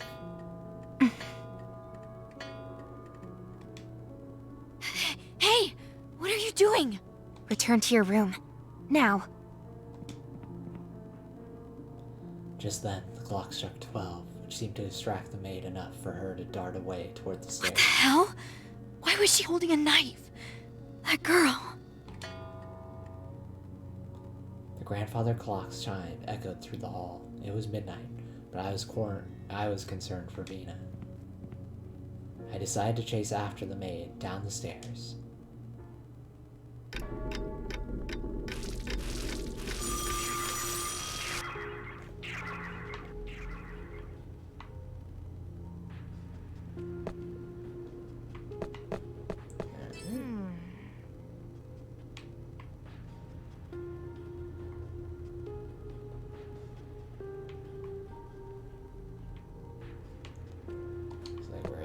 Oh, a save point. Outskirts. Okay. Oh, a save point. Almost save point. Yeah. Okay. That's the one that you did.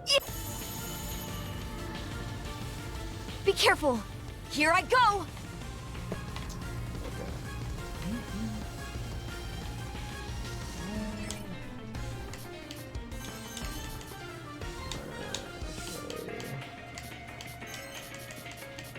All right. Yes. Bye. I feel like the controls are slightly different than In the other game, usually you could like, that centers the camera. I lock myself in place. Eat this! Yeah!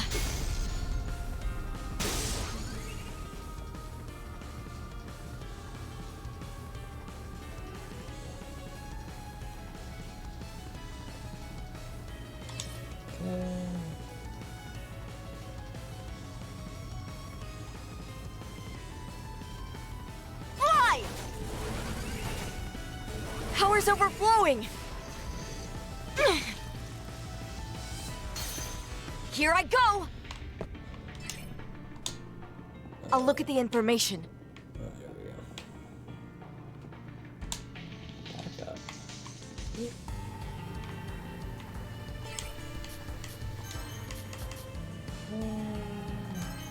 All right. Ha! Eat this. Get out of here! I can use this. Disappear. I'm powered up. Here I go. Hit me for a bit. All right. Eat this. Yeah. Go away. I'm powered up. My turn. I was gonna die. All right. Eat this. Fly. Phew. Defeated. We won. Let's hurry onwards. I've gotten stronger. I leveled up. What is this phone ringing sound?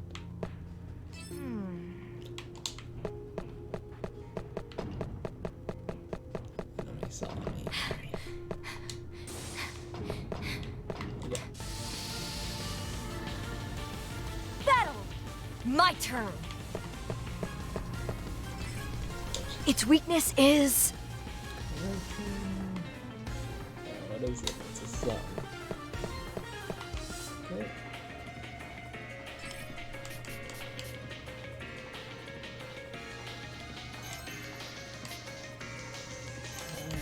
All right.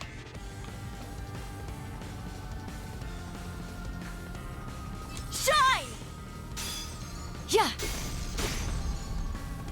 Fly!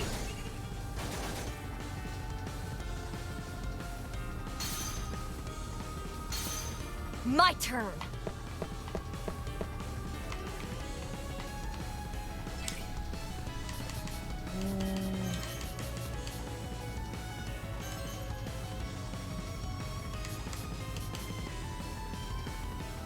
All right. Yeah. Eat this. Fly! This is the end. We won pretty easily. Yeah. God, that attack animation Here is I so go. slow. My turn. Okay, let's see. How do I do this? I'm gonna do it this way.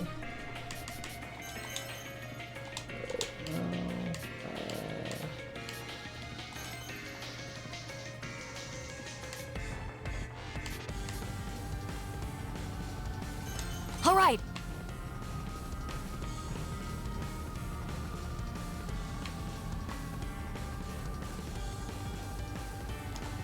I wish I knew what the lock button was.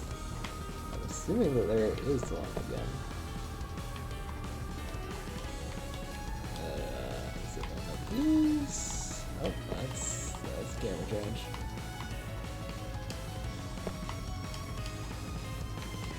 Oh, well, I can use this. Maybe that's what they changed it to. Shine! Yeah. Fly! Phew! Defeated!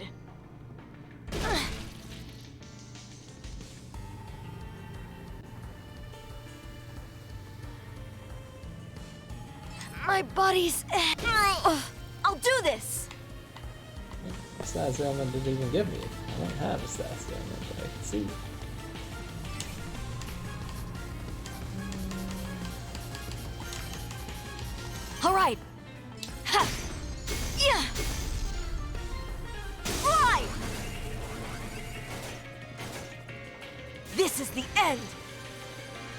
Sanae, wait for me. Level up!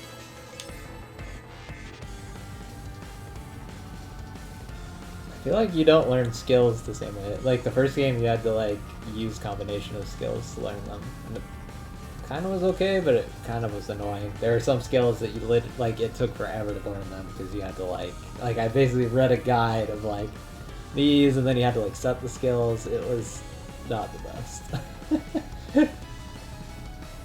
It felt overly complicated. I don't know how that's gonna work in A this game. treasure box? I'll take this. At least so far, it seems like you just learn skills. At least from that. Oh. Yeah! Okay, I think I hit. We've gotten behind them. Here I go! Alright. Disappear like this! Yeah!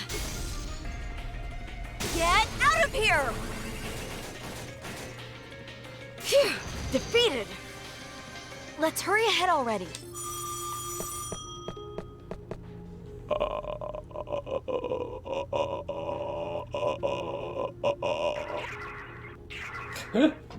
That was a horrifying noise. Yeah! Yeah! Here I go! My turn!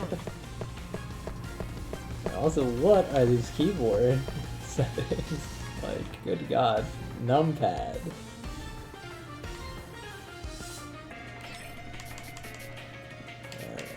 What does this do? Defense up. Okay.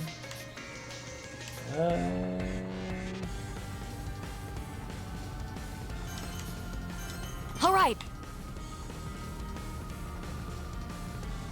Shine! Eat this! Fly! This is the end! Nice. Let's hurry ahead already. Level up! It's very fun to...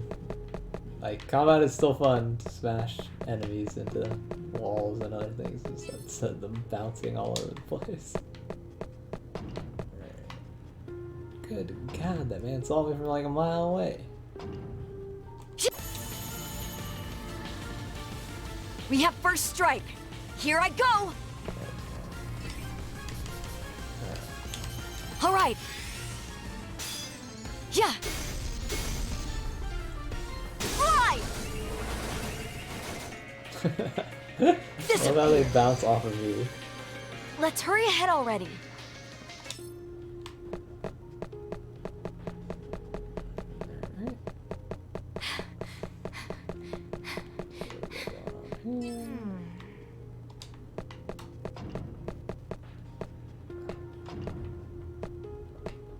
There's a PC here. Be careful! My turn! Let's see. Alright!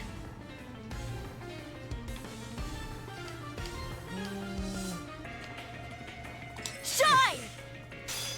Eat this! Go away! Disappear! We won pretty easily.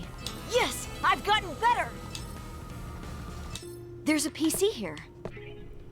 I'll examine this.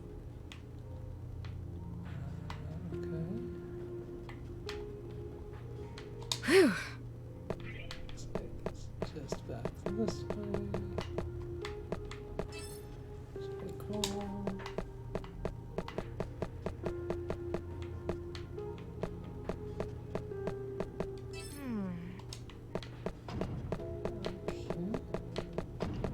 A treasure box?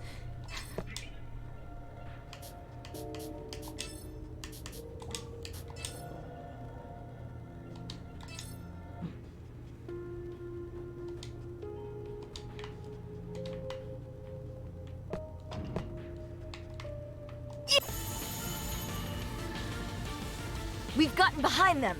My turn. Okay. I do find it pretty ridiculous how fast the starting levels are going by. All right. It feels pretty quick. Shine! Eat this!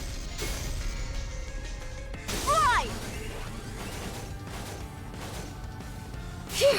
Defeated! We won pretty easily.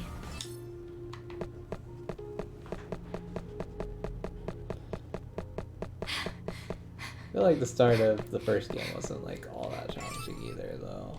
And then it did ramp up a little bit and had a very annoying end boss. I'll use this. I'll definitely put that on.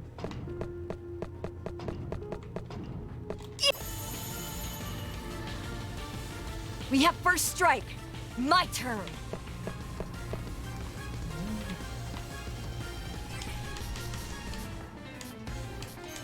All right. Good. Really mean to touch that, but I think these things Disappear only seem like to affect this. corruption. Yeah. Go away. They're disastrous, like Power's the overflowing. very Phew. late game Defeated. ones. I'm powered up. I've got no strength. I'll do this.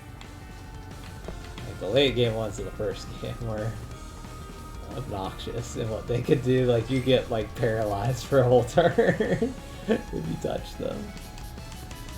So you had to be extremely careful when a turn started to not move a character if they happen to be like surrounded by them after they respawned. I wonder if this game's also going to have like extremely broken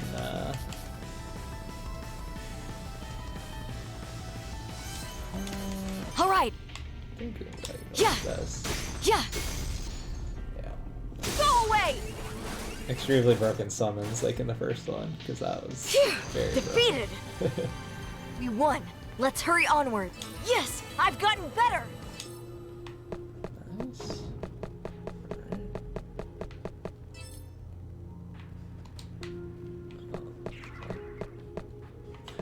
I feel like if you look at the map, you did not need There's to a use PC here. this PC.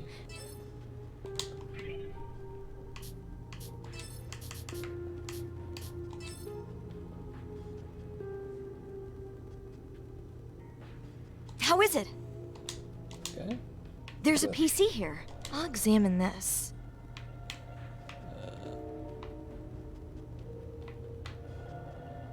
Whew. Just that one I walked through. Like you'd think they would have it so that the map wouldn't show. Until you'd actually revealed this, that there's a hidden way to go there. Alright, that's blocked off. Gotta start by this guy. Oh, I think we're getting very close. to Oh, where a we're save supposed to be point. going.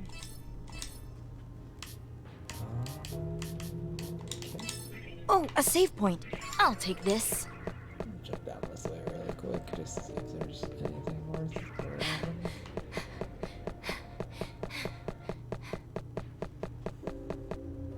Oh, this way goes pretty Something's far. here. I'll take this. What was it, man? I went back here. I'll use this. Still don't know how that's a hatchet. Maybe I just don't know the like usually I don't know, a hatchet is more like a small axe. Oh, a save point. That's... Okay. There we go. Something's gonna happen. Is that her crying? Where is that coming from? We'll get to team up with Sheena. Man, I can't find her. Whoa. That is something. It also makes No scary way! noise. What is that? It's huge!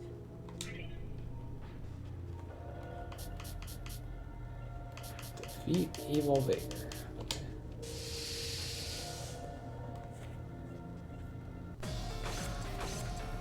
There's two of them. What the Watch out! I'll do this! what? Its weakness is... Oh, it's a star. I don't think that its weakness. how much this is actually gonna move, but this song has some weird like dubstep vibes to it. But, like the beat was ready to drop there. Alright. Alright.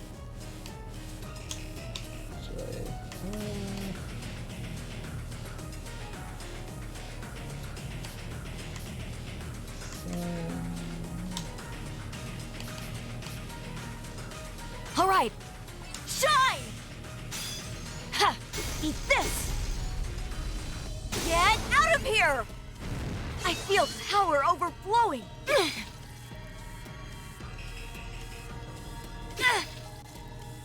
My turn! Okay. Phew!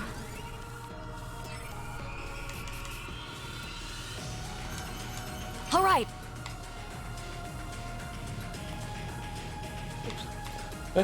Keep pressing that button.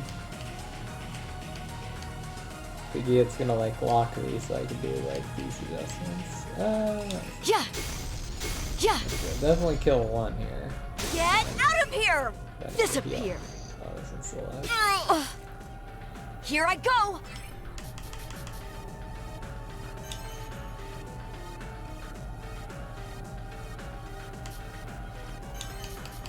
Alright! I'll heal you! I'll support you! I'm powered up! Get out of here! We won! Let's hurry onwards! I've gotten stronger! Okay.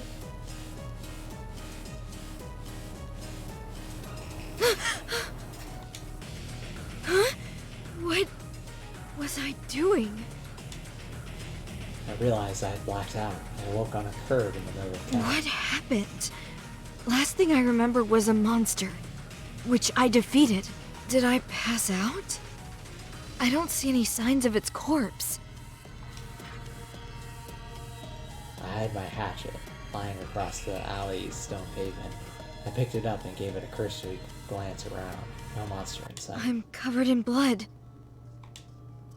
It took a minute to register that both my hatchet and my head were drenched in blood. Guess I killed it.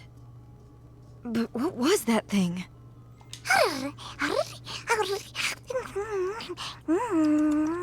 Hey, Sophie.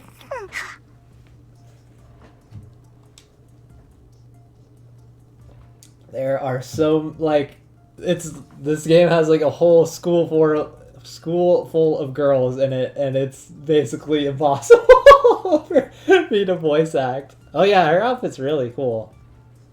This new character is pretty cool, but yeah, it's just like all females.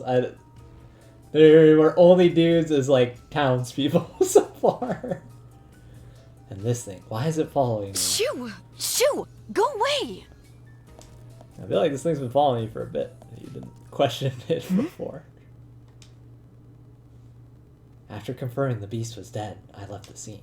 For a while, I meandered through Lachora's alleys until I found a girl sprawled across the ground. This game definitely has more of a horror setting than the first one does, at least so far. Those pajamas. It's Vina. What's she doing sleeping in the alley? But Vina was still as a rock, laying face down. Both of her hands were bound. She was dead.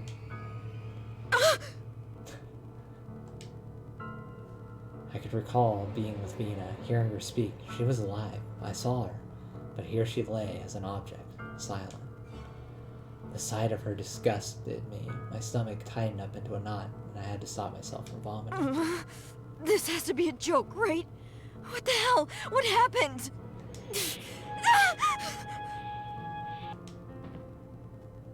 All of a sudden, my head felt like it was going to split open, so I crumbled to the ground, clutching my head with both hands. Stop! I don't want to die! No!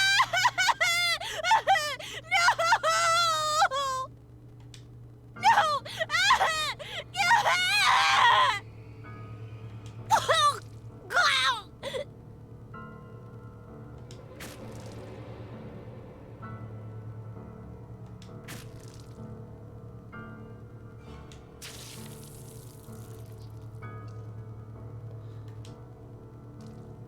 Yeah. Whoa. No! All of a sudden, a scene of carnage assaulted my mind. The culprit slashed Venus several times with a hatchet.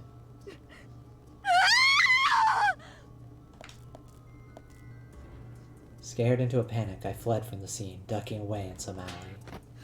What was that? Wait, did I? No, that's impossible! I rested my head in my hands, cowering, when someone placed their hand on my shoulder. Roddy! I do love this character's name, Roddy. I saw you running from the window. Let's go. It's dangerous here. I shivered as I rose up, and Roddy escorted me back to our room. Vina, did I? No, I couldn't have. But I lost consciousness. There's no way for me to tell what happened while I was out. Roddy could never hear of this. If I were to let it out, I knew that I would scream. I shut my eyes, attempting to block out the gruesome vision that haunted me.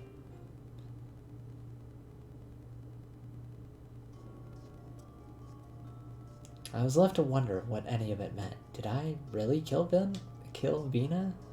That can't be. But what credibility did I have? The scene was clear as day in my head. It felt as real as anything I'd ever seen. Huh? Vina's alive, Mai.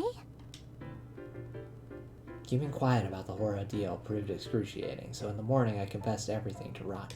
I had a vision that I killed her. Gosh. What a horrible dream that must have been, Mai. Don't worry, okay? My mother just gave me news about Vina. Huh? Last night, they found Vina a new home. Her new parents wanted her immediately, so she left this morning.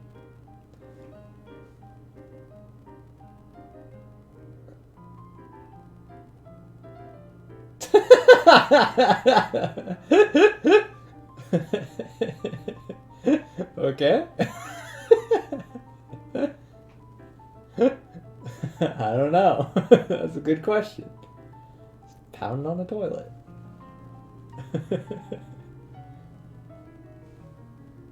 What you saw was a monster. I think you went crazy and had a bad dream. Then what does it mean?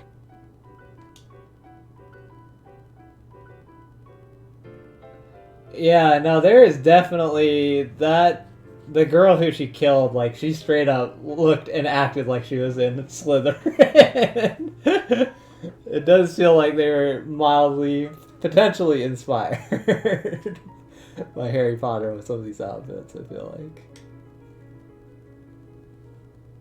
Roddy alleges that she's the only one at Wordsworth who can see them. Once I told her I could too, she jumped out of her chair.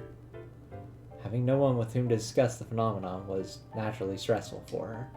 She tried as hard as Roddy can to be inconspicuous about it. She also tried avoiding them at all costs. When they kept appearing, she would chalk it up to poor luck and sprinting home pretending nothing ever happened. All that to say, it explained her relief when I told her that I could see them too. According to Roddy, no one else in town seems to see them. They live none the wiser, ignorant of their existence, however many there are. They're like ghosts. They don't approach those who cannot see them. But does that mean they're harmless to those who can?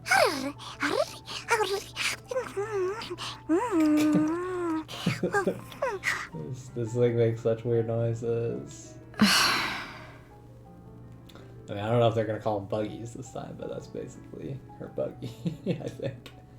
I surmise that this thing following me is one of them. No matter how often I swatted it away, it followed me. Persistent little thing. In fact, it sometimes came in handy, offering some protection whenever I entered battle.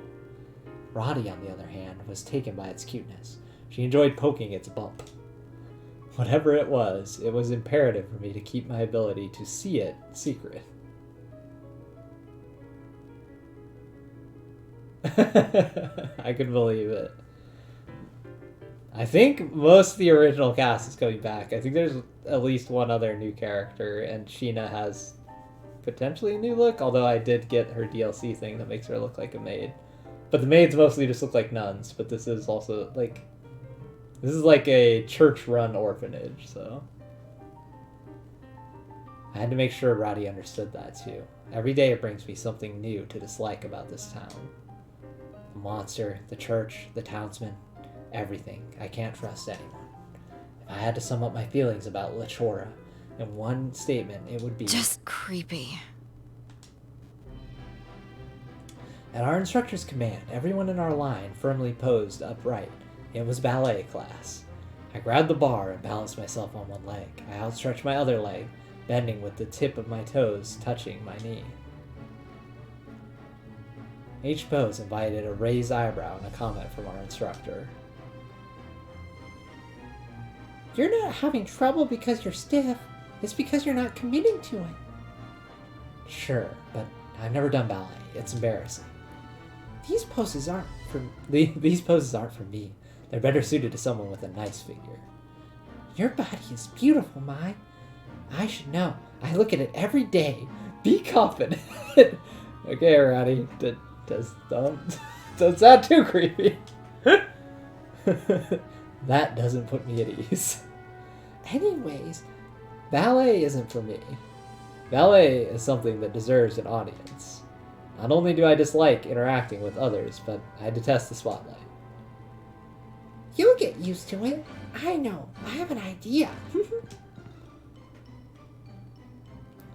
What is it? Yeah, have my courage. Stretch your leg up. Stop. Nice balance. See, you can do it, Mai. Stop. Ouch. Whoa, sorry. Jeez, give it a rest. Oh, maybe I am getting the hang of it. Is this how you pose? Yeah, that's it, Mai. Yeah, I think her actual full name is like Rodden Dollheart. But her nickname is Roddy.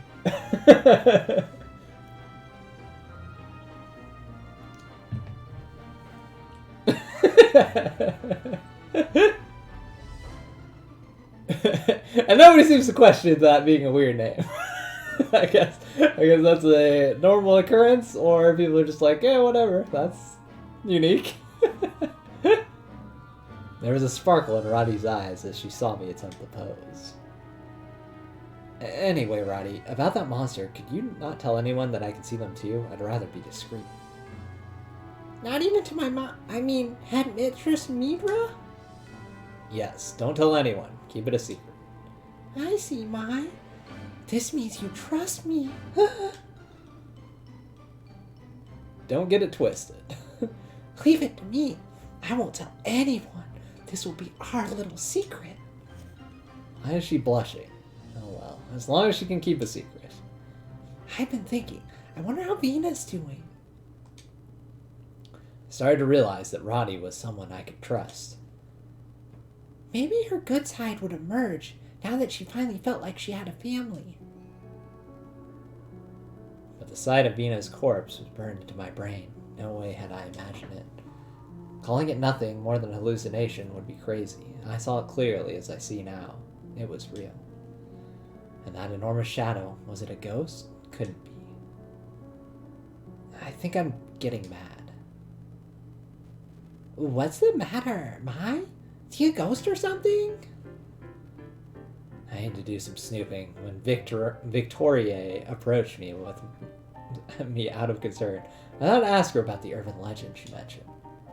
Oh, a ghost of Lachora? Anything about it? How it died, or why it became a ghost? Oh, I know. Long ago, a terrible curse was cast upon Lachora. Oh, I might have heard rumor about it. Yeah. If some tragic fate were to befall you, then you may be possessed by the curse, go mad and die. That's awful. Grin. I see. Thanks for that. Someone had told me that these two were big fans of the occult. They sure lived up to their reputation. Between the ghosts and the monsters, something fishy was happening in Lachora. I was worried for Sane. Sane. I knew time was running out. I was being held in an anxious vice grip. I need to do more than snooping around Lachora. Hey, Roddy, where should I go to get some information about this town? Is there a library or something? Not that I know of. Oh, I think I know a place. What is it? There used to be a newspaper publisher on the outskirts of town. The building's in ruins now, though. Newspaper? Great. That's a good lead. Could you show me the way? Of course. Wow, how lovely. A romantic rendezvous in a secluded place. Are you stupid? Oh, but it seems like you've made it a restricted area. Restricted area? Yep. Either the building's been condemned or they've caught some sketchy people around there. Oh yeah, Roddy definitely, in much the same way that Lily had the hots for Sheena in the first game, Roddy is all about Mai. Like, she, early on in the story, Mai was getting bullied, and then she needed to go take a shower, and apparently Roddy was looking at her in the shower. And then let her know this. Like, she comes on strong. She also hopped into Mai's bed because they're roommates. Even though the text said that, like, oh, it's okay if you, like, come sit on my bed. And the next picture is just, like, her snuggling her in bed. And it's like, what? Things are moving fast. just like this text. What? Anyway, we Wordsworth girls are forbidden from entering. It sounds awfully convenient. Almost too much so. There had to be something there. Forbidden or not, I'm going. I need to learn what's going on around here. But if the faculty finds us, they might give us more than a scolding. True. That's why I'll be sneaking out at night alone. If you won't join me, could you tell me where it is? But it might be dangerous. I'll be fine. We're just reading newspapers. Okay, fine. I'll join. I won't let you go by yourself. You don't have to tag along. This is a personal matter. I said I would. It's okay to include me, you know.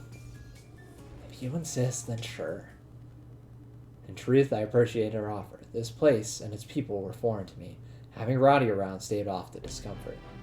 A late night tryst. Perfect. I guarantee you this mission is strictly professional. You never know what could happen, Mai. Oh, the instructor. Our dance instructor was on stern patrol, observing Mai and Roddy's posture. We hastily outstretched our legs, which drew a look of scrutiny from the teacher, but I found it difficult to stay stiff in position. As my teacher straightened my bent leg, I smiled through the pain until she moved on to the next student. Mai, I think stretching would seriously help. I really, really hate ballet. Finally done. Mai, after we hit the showers, let's do some stretches. Sure. If I can get out of doing ballet, I guess I can work on being more flexible. If I can't get out of doing ballet, I guess I can work on being more flexible. Right, I'll help. We can do it from the comfort of our beds. Oh God.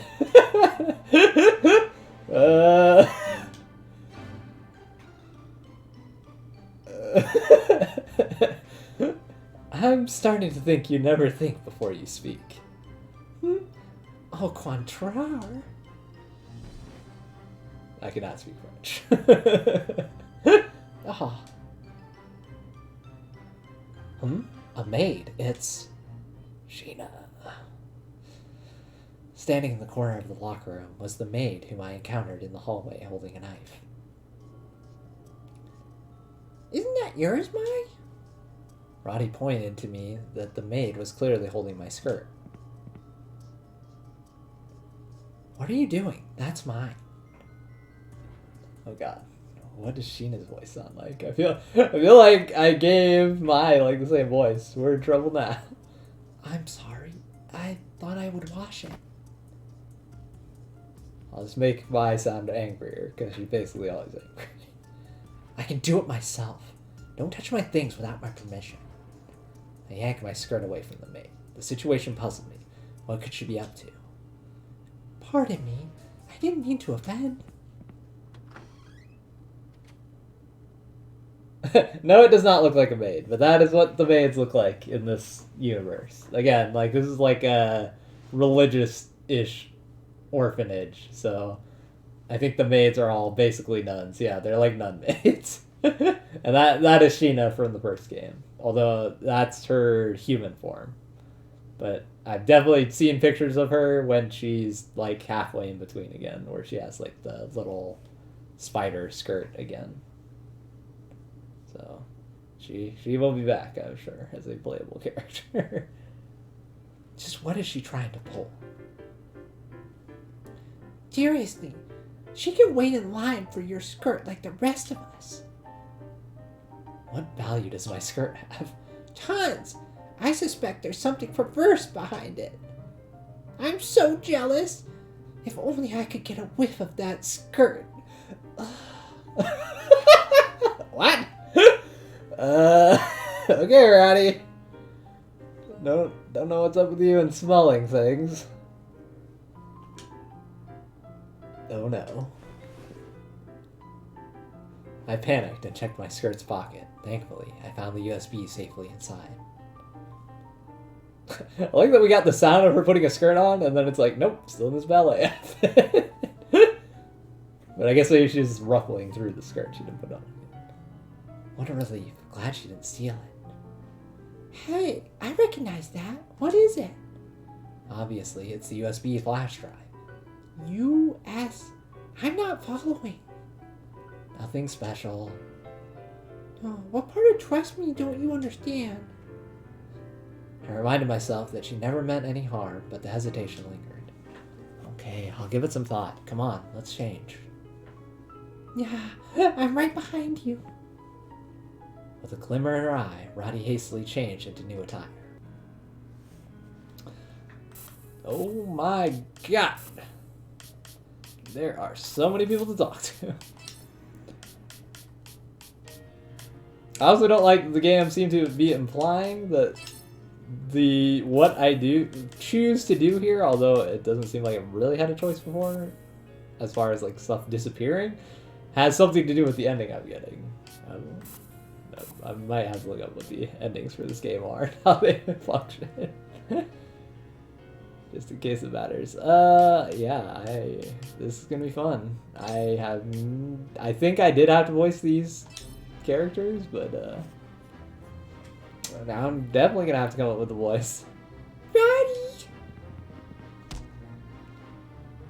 Huh? Right as I heard someone yelling Roddy's name, Roddy was being body slammed. Whoa, hey, are you okay?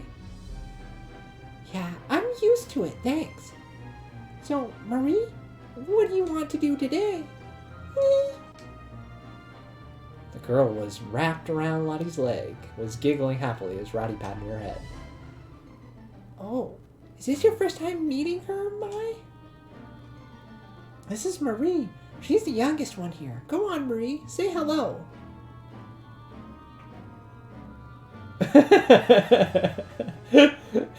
Kind of, yeah. I can definitely see the Harry Draco. And secretly they're in love with each other. Well, one-sided love.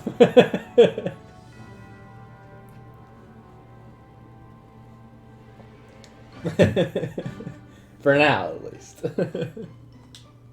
Okay.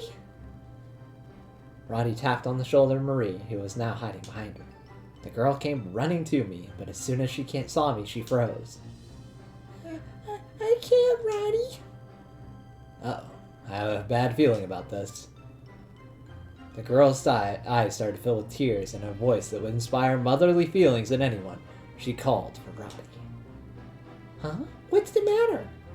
Roddy, this lady is scary. Oh, you think it's her face? Roddy placed her hand on her chin, pondering this as she stared at me. I think if you gave her a little smile, maybe Marie wouldn't be so scared. I'm not saying you look bad, you just kind of have this resting, mean face, that's all. that supposed to make me feel better? My shoulders slumped. She wants me to smile, but is that really such an easy thing to do? I looked down at Marie, who was just as quickly hid behind Roddy once more. But I don't want this girl to be totally afraid of me either. Okay, fine, I'll do it. Hello, Marie. My name is Mai. Can you come out and say hello? I got low to Marie's height, and Marie anxiously peeked out from behind Roddy. I'm not scary. I'm not scary. Yeah, I'm scared, Roddy. Oh, there. Come here. Marie started to cry seriously now, and Roddy gave her a big hug. There. It's okay now. That was pretty creepy, huh? What the? I thought it might have scared her, but to have the one who told me to do it call me creepy. Watching Marie cry in Roddy's arms just made me feel really uncomfortable. I began to feel very angry, but could do nothing about it. I suppressed a sigh. All I did was say hi, and this is how it was received. This world isn't fair. Alright. Hey, do you know what's for dinner today? Huh? Someone I didn't recognize stood there and asked me out of the blue. I thought she had mistaken me for someone, but the way she smiled at me made me think she hadn't made a mistake. Hey, today's dinner. Who are you? Hi, that's Paula Warner. She's a very shy person. She's like this with everyone. God, I'm trying to remember what this voice I just did was. There are so many characters. I'm Paula Warner. Nice to meet you. Mai Toyama. Nice to meet you, Paula. Huh? Pie? Huh? That's pretty unique. It's not pie, it's Mai. Can you stop repeating that? Pie. Okay, I got it. I already told you. How could you make such a stupid mistake? Roddy picked on my irritation and I could tell she was starting to panic. Hey, Mai. I know where you're coming from, but Paula means well. She means well. She's an idiot. Yeah, well, I mean, she does have a tendency to be a little naive. Huh? Are you talking about me? And when I glared at her, Paula still just gave me a big dumb smile. Nothing gets through to her, huh? I started to respect how dull she was. Then all of a sudden, Paula looked away. Oh, there's Mary. As soon as she said that, she started to run up to Mary. She really is a free spirit. Don't you find her interesting? Not every day you meet a dumb girl like this. I watched as she walked away, but then Paula turned back to me. I hope we meet again soon, Pie. My name isn't Pie. She's never gonna get your name right. Next time I see her, I'll make sure she gets it right. Alright. Time to fabricate another voice. God. So many characters! Oh? Who knows? Who knows what this person looks like? I mean, I think maybe that jacket is like the official wear of this orphanage. I saw someone walking towards us. Oh, this is in a monologue. I saw someone walking towards us. Roddy stopped walking. She's coming this way. I'm sure she wants to talk to you. Huh? I don't know her, though. I was looking at this girl I'd never seen before. Just as Roddy suspected, she approached me. Hello? Are you Mai Toyama? Yeah. I'm Christina Serum. Sorry for talking to you like this. I wanted to introduce myself, but also to tell you something. Tell me something. Yes! Her eyes thinned as she began to speak slowly, as if she was building suspense. There are a lot of white people names in this game, and it is kind of weird. And then, yeah, like, the main character is just, like, straight up Japanese. I mean, I think this school is in another country. They didn't really say what country, so maybe that's why a bunch of these people have, like... But then, some of the maids have Japanese-sounding names, so who knows? Who knows what's going on here? I'm certainly you came here because you have a rough past, but I just wanted to tell you that you don't need to worry. Other people have gone through similar things. If you're ever stressed out about it, I want you to feel free to open up. You know, we know what you've been through and where you're coming from. The girl, Christina, gave me a smile that told me she was very satisfied with her response. Her smiling like that was strange. Thanks, but I'm okay for now. What? If they want to lick each other's wounds, fine, but it's not for me. I declined her offer and saw that her eyes twitched. Oh, I mean, sure, okay, got it. My, it's both very good and very bad that you're so honest. Roddy gave a troubled laugh. Well, in any case, take this, it's a snack. Consider it a token of our new friendship. I hope you like it. Oh, and no need to return the favor. She practically forced me to take her can of snacks. I see. Thanks. You're very welcome. Okay, have a good day too. Aren't you excited? Everybody loves those snacks. They're so delicious. She seems suspicious. I feel like I'm missing something here. How well do you know her, Roddy? My, really? You are so forward sometimes.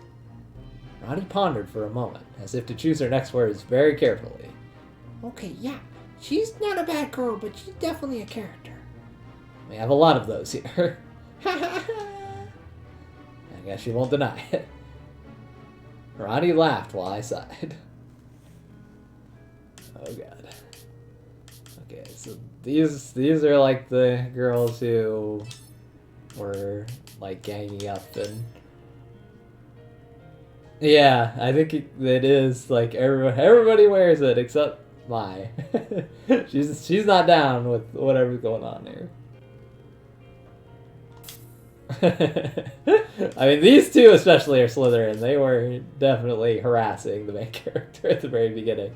They like locked her in a bathroom stall and then poured a bucket of water on her. And they were gonna cut her hair.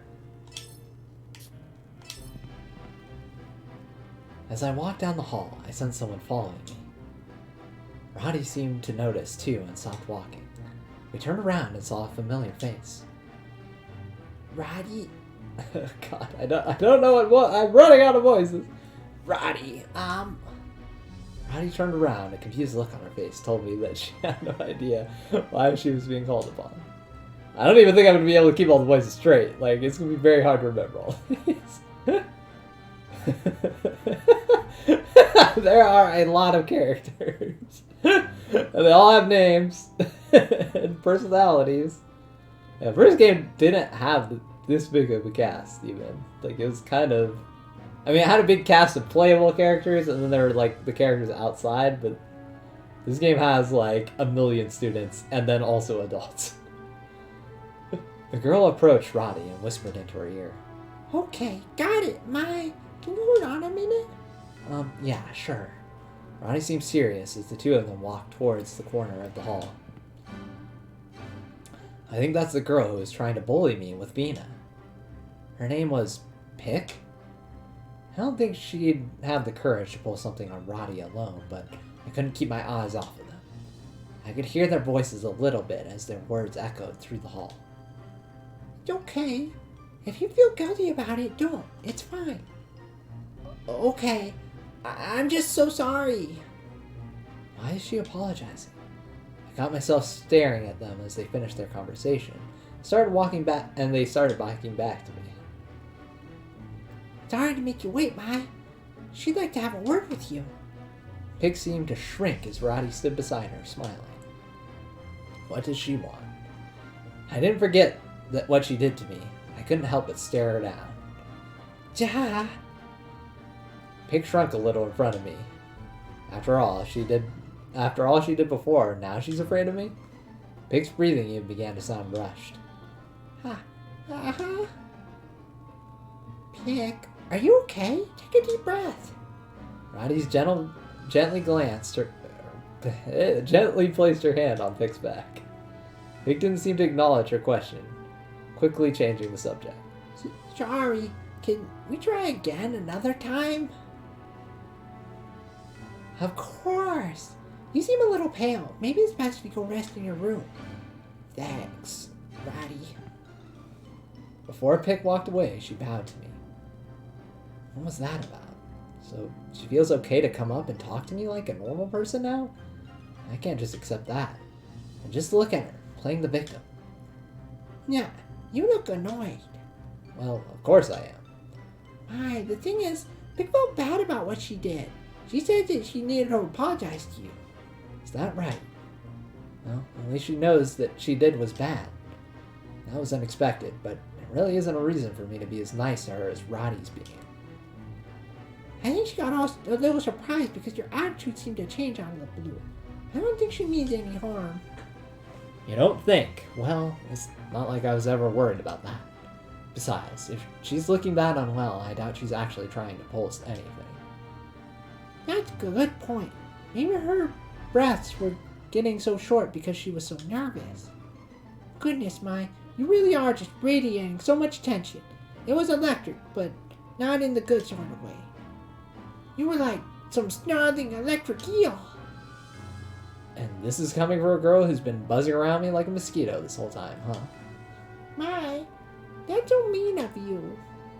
Anyway, when Pig comes back around again, could you just try being nice to her? I can't promise that. I sighed. Roddy admonished me.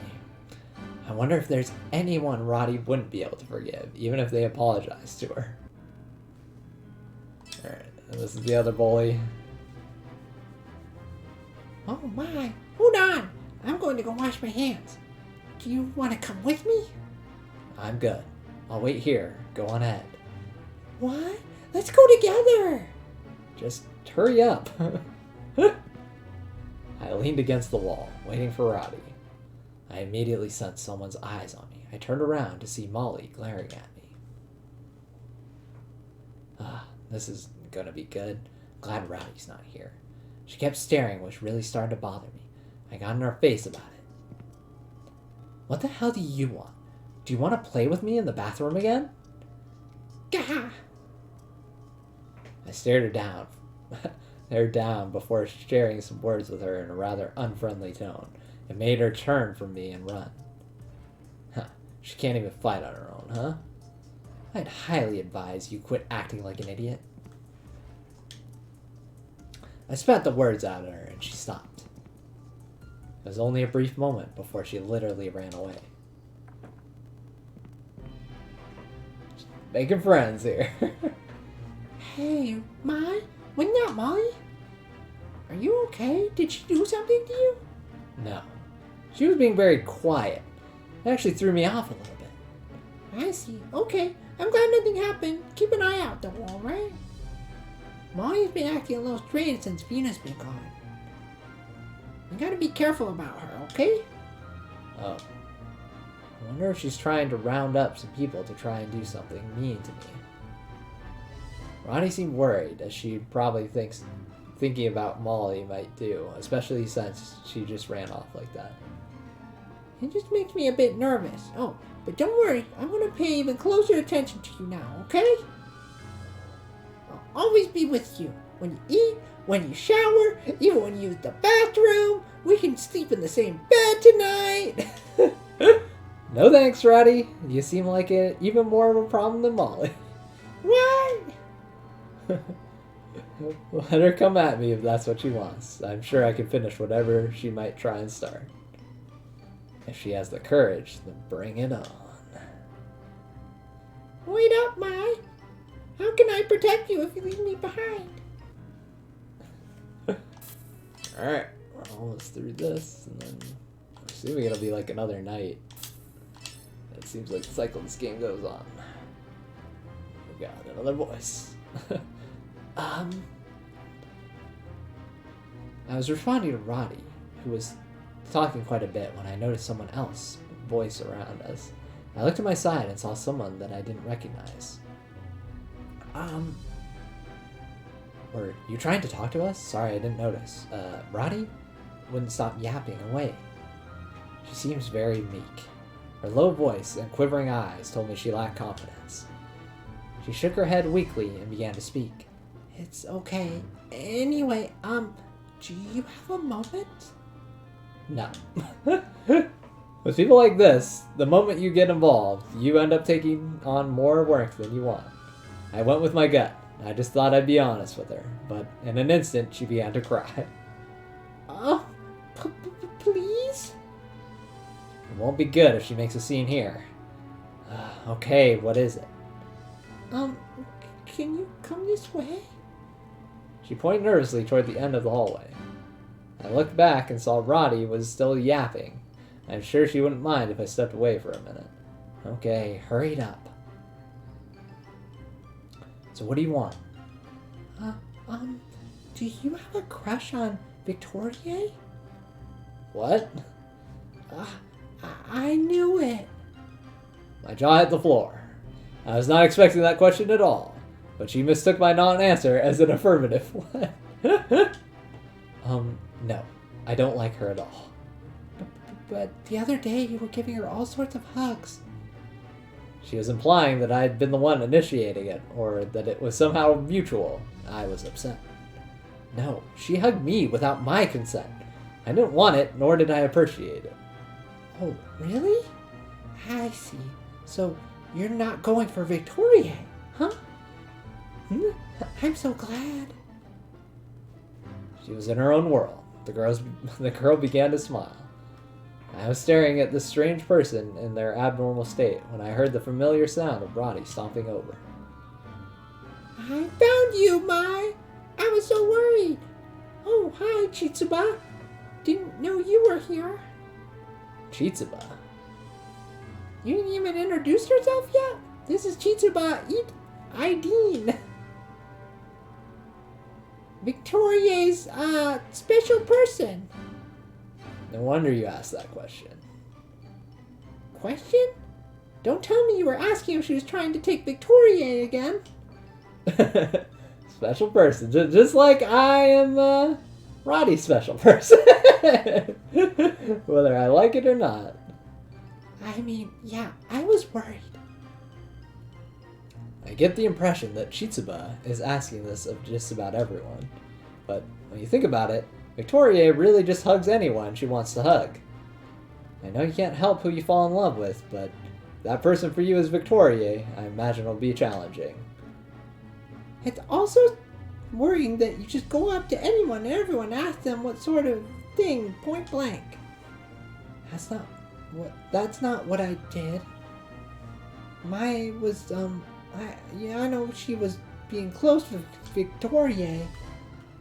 Yeah, no way. Mai belongs to me.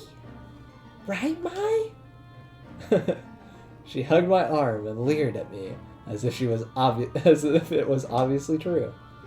Who decided that? Oh, I didn't know. That's beautiful, right? I mean, you two seem so close.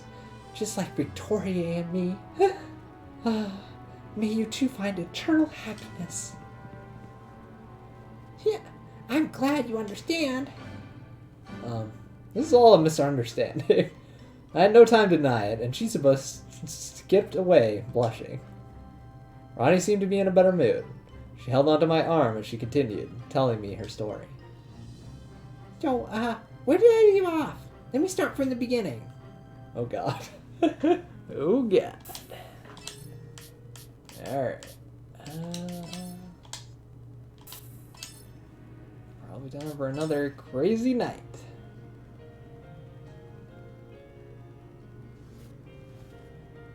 I woke shortly before midnight as I had intended to visit an abandoned publisher about which Roddy had informed me. Despite Roddy's insistence on joining me, I knew going alone would be for the best. I wanted to avoid waking Roddy, so I slipped my foot ever so slightly out of my bed. Oh, You up, Mai? Why are you awake? I was so excited for our rendezvous that I hardly slept a wink, ready to go when you are. Hey, I told you it's not a rendezvous. We have no idea what we'll find there. Felt like a universal truth that walking around at night as a girl was dangerous, but few places could hold a candle to Lachora when it came to danger. I know, it's freezing and it's spooky out there, so watch out. I should be telling you. I shook my head inside. Hey, wait up, Mai. Don't leave me. Alright, we got Roddy. Also, definitely by next time I will see if it's possible to fix these button indicators, because it is very confusing with all of these extremely weird keyboard shortcuts. Include, like, there's a whole bunch of things mapped to, like, the numpad. Like, I have to believe there's a way to fix this, but I do not know what it is.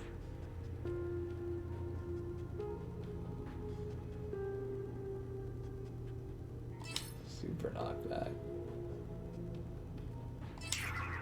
Yeah, we can glitch now. Alright.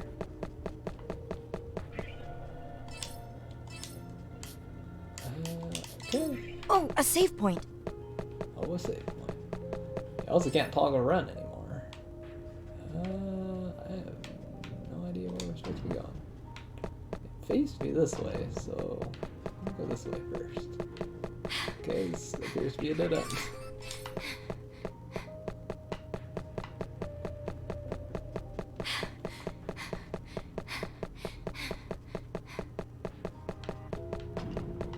Wait a minute. Oh, there we go. Ah, hit the wrong button. Here I go. My turn. Okay.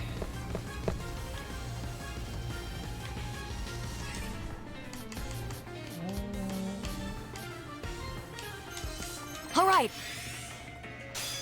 Ha! Yeah. Fly! Ha!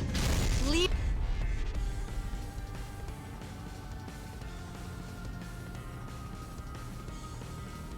This to me.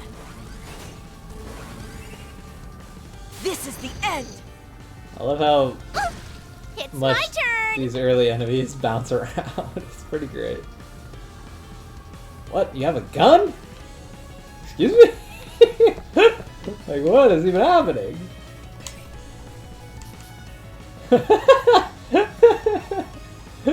Just pull this gun out. I have some questions about this. Alright, that'll do knockback. There! Okay. Bang! Eat this! Blow away! Leave this to me. Easy. We won. Let's hurry onwards. Alright.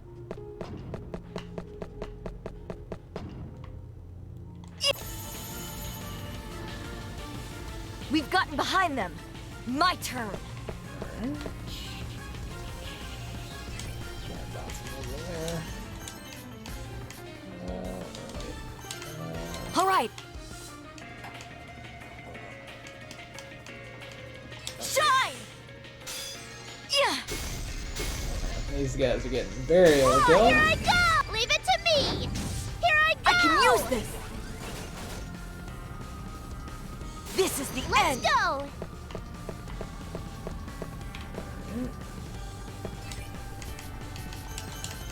There! Yeah! Eat this!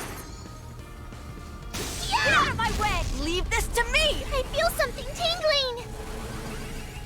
I defeated it! Let's hurry ahead already. Yep, Gotten doing stronger. good! A treasure box? I'll take this.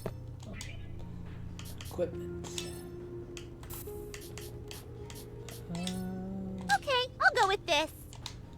On that Roddy ribbon. There are 2 question marks, so I'm assuming this potentially. Oh no, these are computers. Okay. There's a PC here. Still don't understand the point of those computers. I mean, I understand the point, but it's weird when it gives me a map that shows me where there aren't solid walls already. But maybe it'll actually like reveal treasure or something later.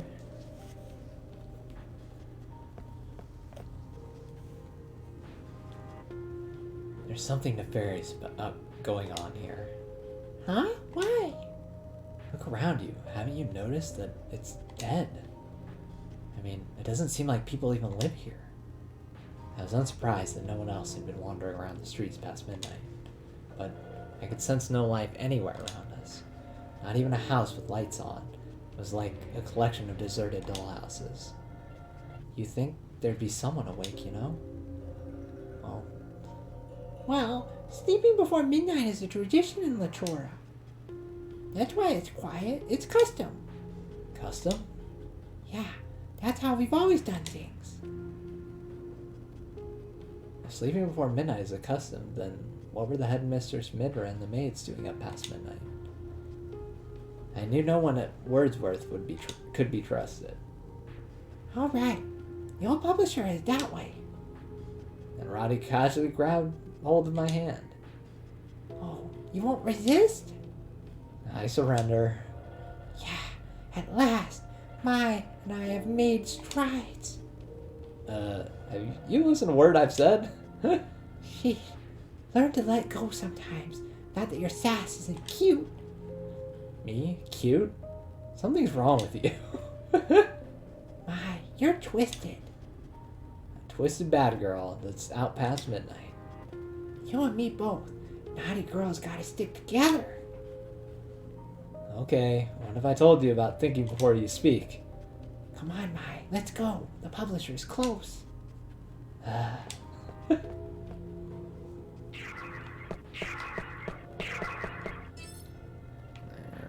Ready?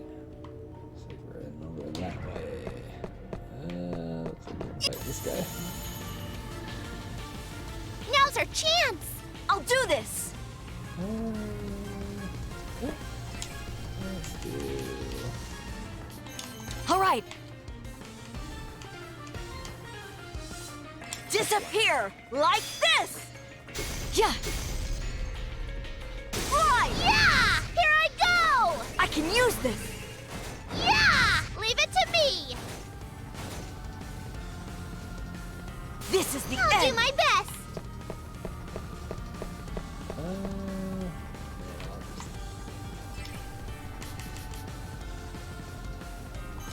There! Oh, wait. No, not that one. There! Is this the gun? Okay. Eat this! Cha! Eat this! Yeah! This should do it! This is the end! An amazing victory! Oh, that was an intense one. I think I got stronger! Alright. A treasure box? I'll take this. Cyrus Ball. I don't know what that is.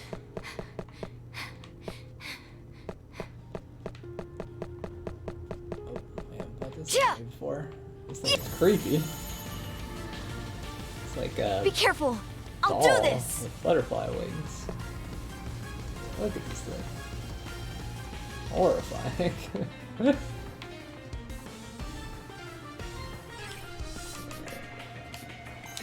Alright! Shine! Yeah! What? Right! Yes, to hit this. Power's overflowing! Disappear! I'm powered up! Okay. It's my turn! The bug thing is healing. Let's see, I can probably hit both of you. There! Bang! Yeah! Yeah! Get out of my way! Leave this This to should me! do it! I feel something tingling! This is the end! My turn! I don't know if this kill is like. Oh, no, that's Its weakness is Yes, I do want to know its weakness. Where is it? Stars. Okay. I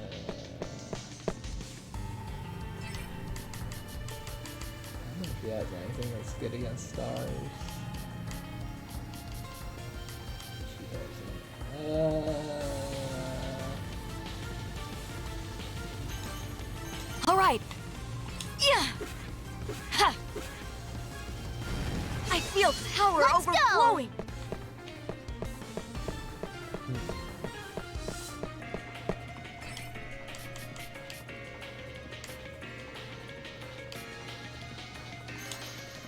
There! Aim and fire! Ha! Okay. Yeah! That's effective. Easy. Over effective. An amazing fix. I've Level gotten up! stronger. Metanarch. It's a better healing spell. That's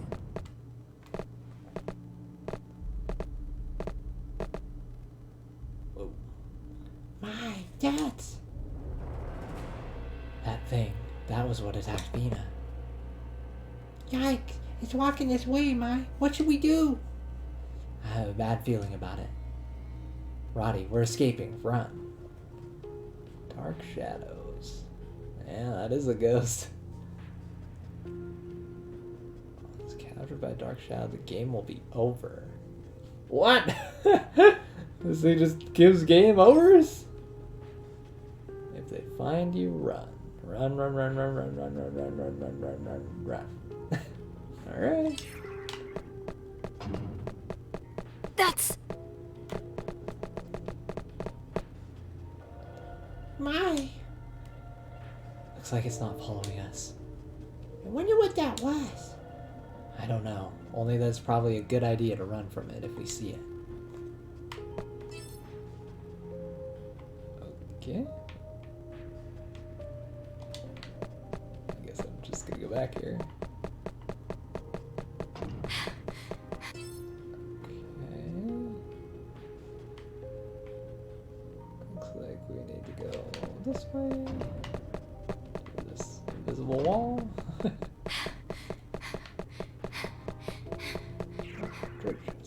something's here.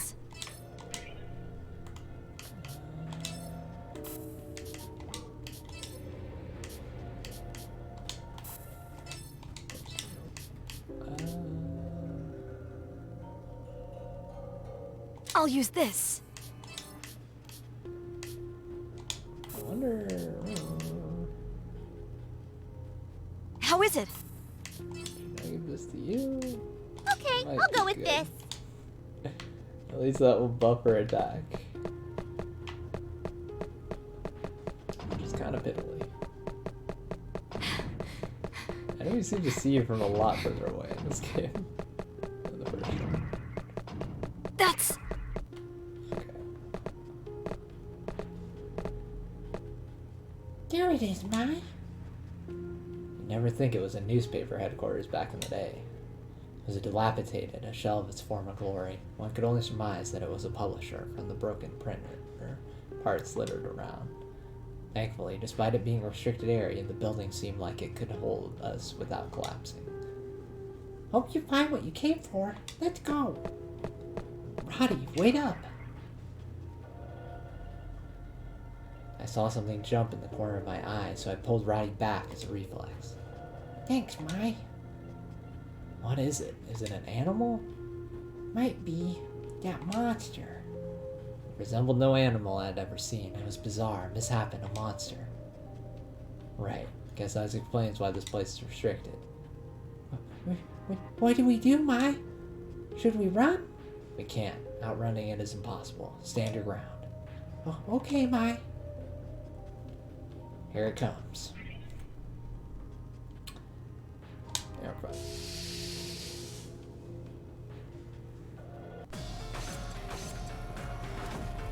Okay. I can't lose!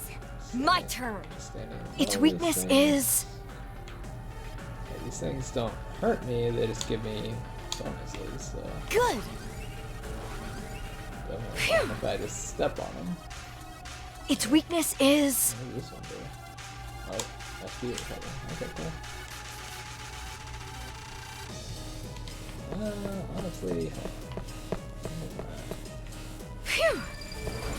this side.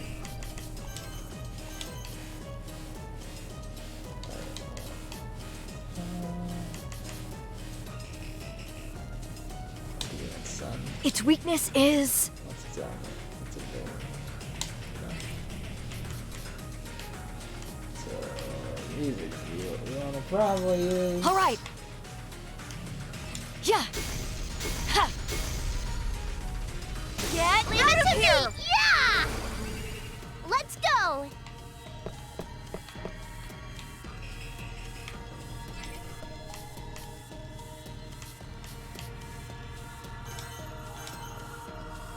There! Bang! Eat this!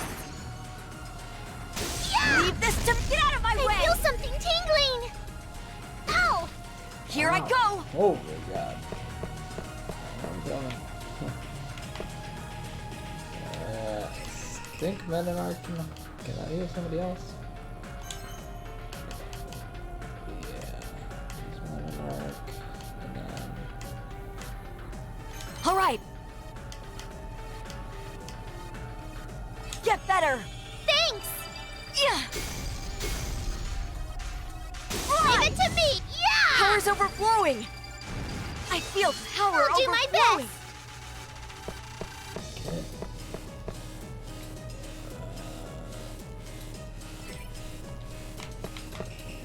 That enemy's weakness is... See, same things. Okay. Phew!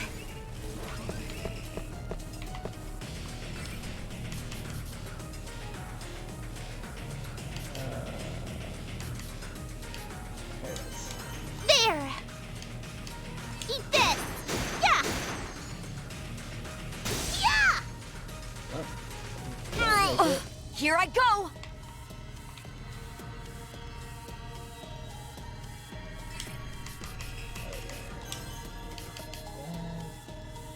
It's creepy legs in the background are a little disconcerting. Alright. God, this turn is so slow. Alright. Get better! Eat this! Fly! Let's go! Okay, we're just not in a position to touch each other. There! Yeah! Send it this way. This! Yeah! I defeated it! Sanae, wait for me. I'll find you soon. I've gotten stronger.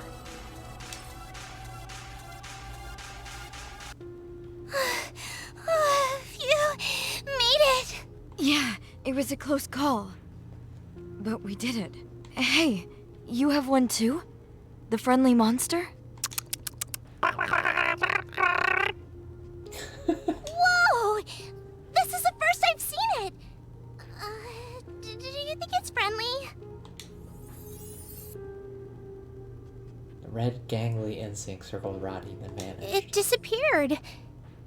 Strange. It's dusty here. It's been deserted for a while. No one's allowed to come here. Hey, what happened to whoever used to work here? Well, these are only rumors, but I hear they passed away. Passed away? Indeed. They hanged themselves. Wish I never asked.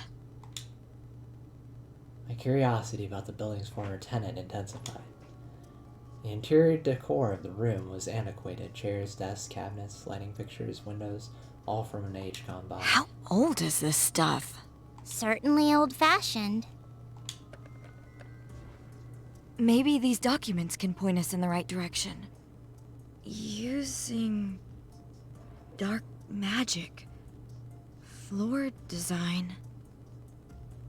Some of the pages are torn. I can't read them. Dark.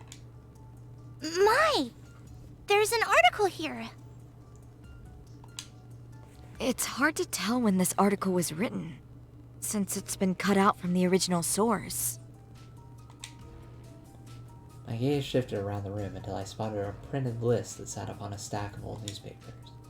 The Lachora mass disappearances. This is a list of missing persons from some mass disappearance. Wow, there's so many. It was an intimidating number. I lost count halfway down the page. I started parsing through the documents laying around, but most of them were about the occult, not information I needed. Hey, look at this! What'd you find? Hey, that's... Clutched in Roddy's hand was a dusty laptop. It betrayed the antiquated decor of the room. Strange to encounter a modern piece of technology in a place like this. Roddy, however, was oblivious to this. It was as if she had no idea what she held. It's thin, wide. Must be a lunchbox, right? No, it's a laptop. A what? It felt pointless at the moment to explain, so I quietly took the PC from her. I booted up the laptop, which emitted a soft digital ping when I pressed the power button. It's alive! That thing is alive? Ignoring Roddy, I waited for the PC to fully boot up. Who's there? Sheena! Isn't she a maid at Wordsworth? It was the maid who held my skirt inside the locker room. In her hand was the knife. Roddy, get back! What are you doing here? Why are you... Get back to the dorm. Huh? There were no witnesses other than us and the maid. I expected her to lunge at us. What is that? Behind you! Out of instinct, I spun around, noticing the fearsome monster standing behind me. Mai! It snuck up on me! What now? Unauthorized user detected. Commence system wipe. What?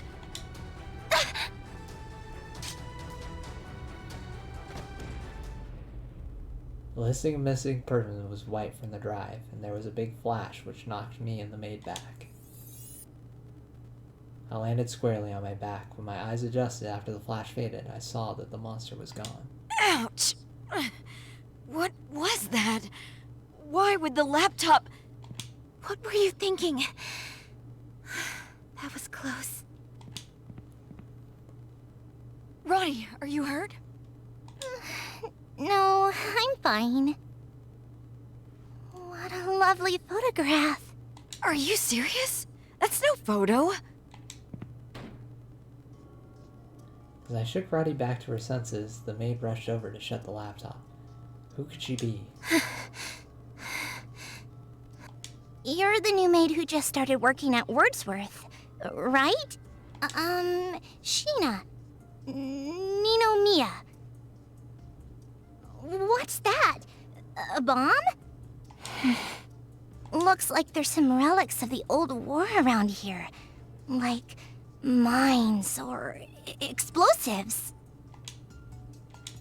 Did you... save me? Is that thing really a laptop? I really shouldn't be telling you this. But that laptop is cursed. It's been altered by a genius programmer using... Iris. You saw it for yourself. It liquefies unknown users. It's dangerous. A laptop? That kills people? Impossible. The light flashed and it detonated. That's no PC, it's a weapon. No, that was a security protocol. Believe it or not, it's cursed. Touching it will turn you into mist.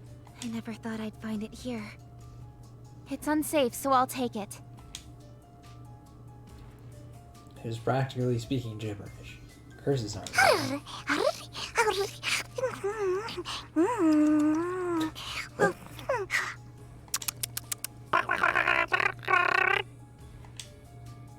That can't be. Oh, a buggy. You guys have one too? We're still calling them buggies. So you can see it? The monster thingies? Yep. Look. The maid grinned, and her hips emerged a spider, and from her lips emerged a spider-like creature attached to her legs. What is that? Is it alive? Yes. We call those who can see these monsters adepts. People who awaken as adepts are able to create a guardian spirit to protect them. They assume a form that represents their host's form. A ghost with a will. We call them buggies. Buggies? I don't get it. Kind of like an angel? You catch on quick. Yes, exactly. So why were you looking for that PC? I'm looking for a laptop that contains all of this world's information.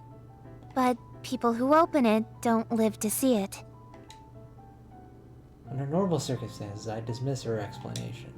No PC could contain all of the world's info.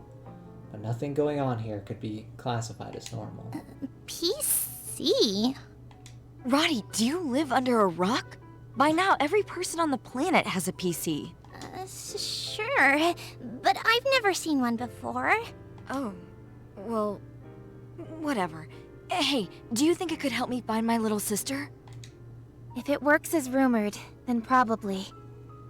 But don't get your hopes up. It's unusable in its current state. In order to lift the curse, we need to insert a memory to act as a key. Or so it says. Got any idea what that could be? Unfortunately not. I tightly gripped the USB stick in my skirt pocket. But Sheena shot me a piercing glance. It was as if she saw right through me. I knew averting my gaze would be telling, so I started. I see. back. You don't know. Let's return home then. Miss, are you hurt? I'm fine, Sheena. Thank you. We left at Sheena's urging, and Roddy took the lead. So you're like me, an outsider. What do you know about this place? I only just arrived, so not much. What I do know is that this place is cursed. It contains monsters and unholy magic. Leshawara has a reputation for its history with the occult. Many secrets lurk within Wordsworth, too. Be careful. So you picked up on it too? If you heard anything fishy, would you tell me? Come on, don't ignore me. As the eeriness surrounding Lechora grew, my gut told me to turn and run. But until I found Sayane, I couldn't leave. Sayane, I promise I'll find you. Alright. So hopefully we can just save at the beginning of this. And this is where I will call it quits for today.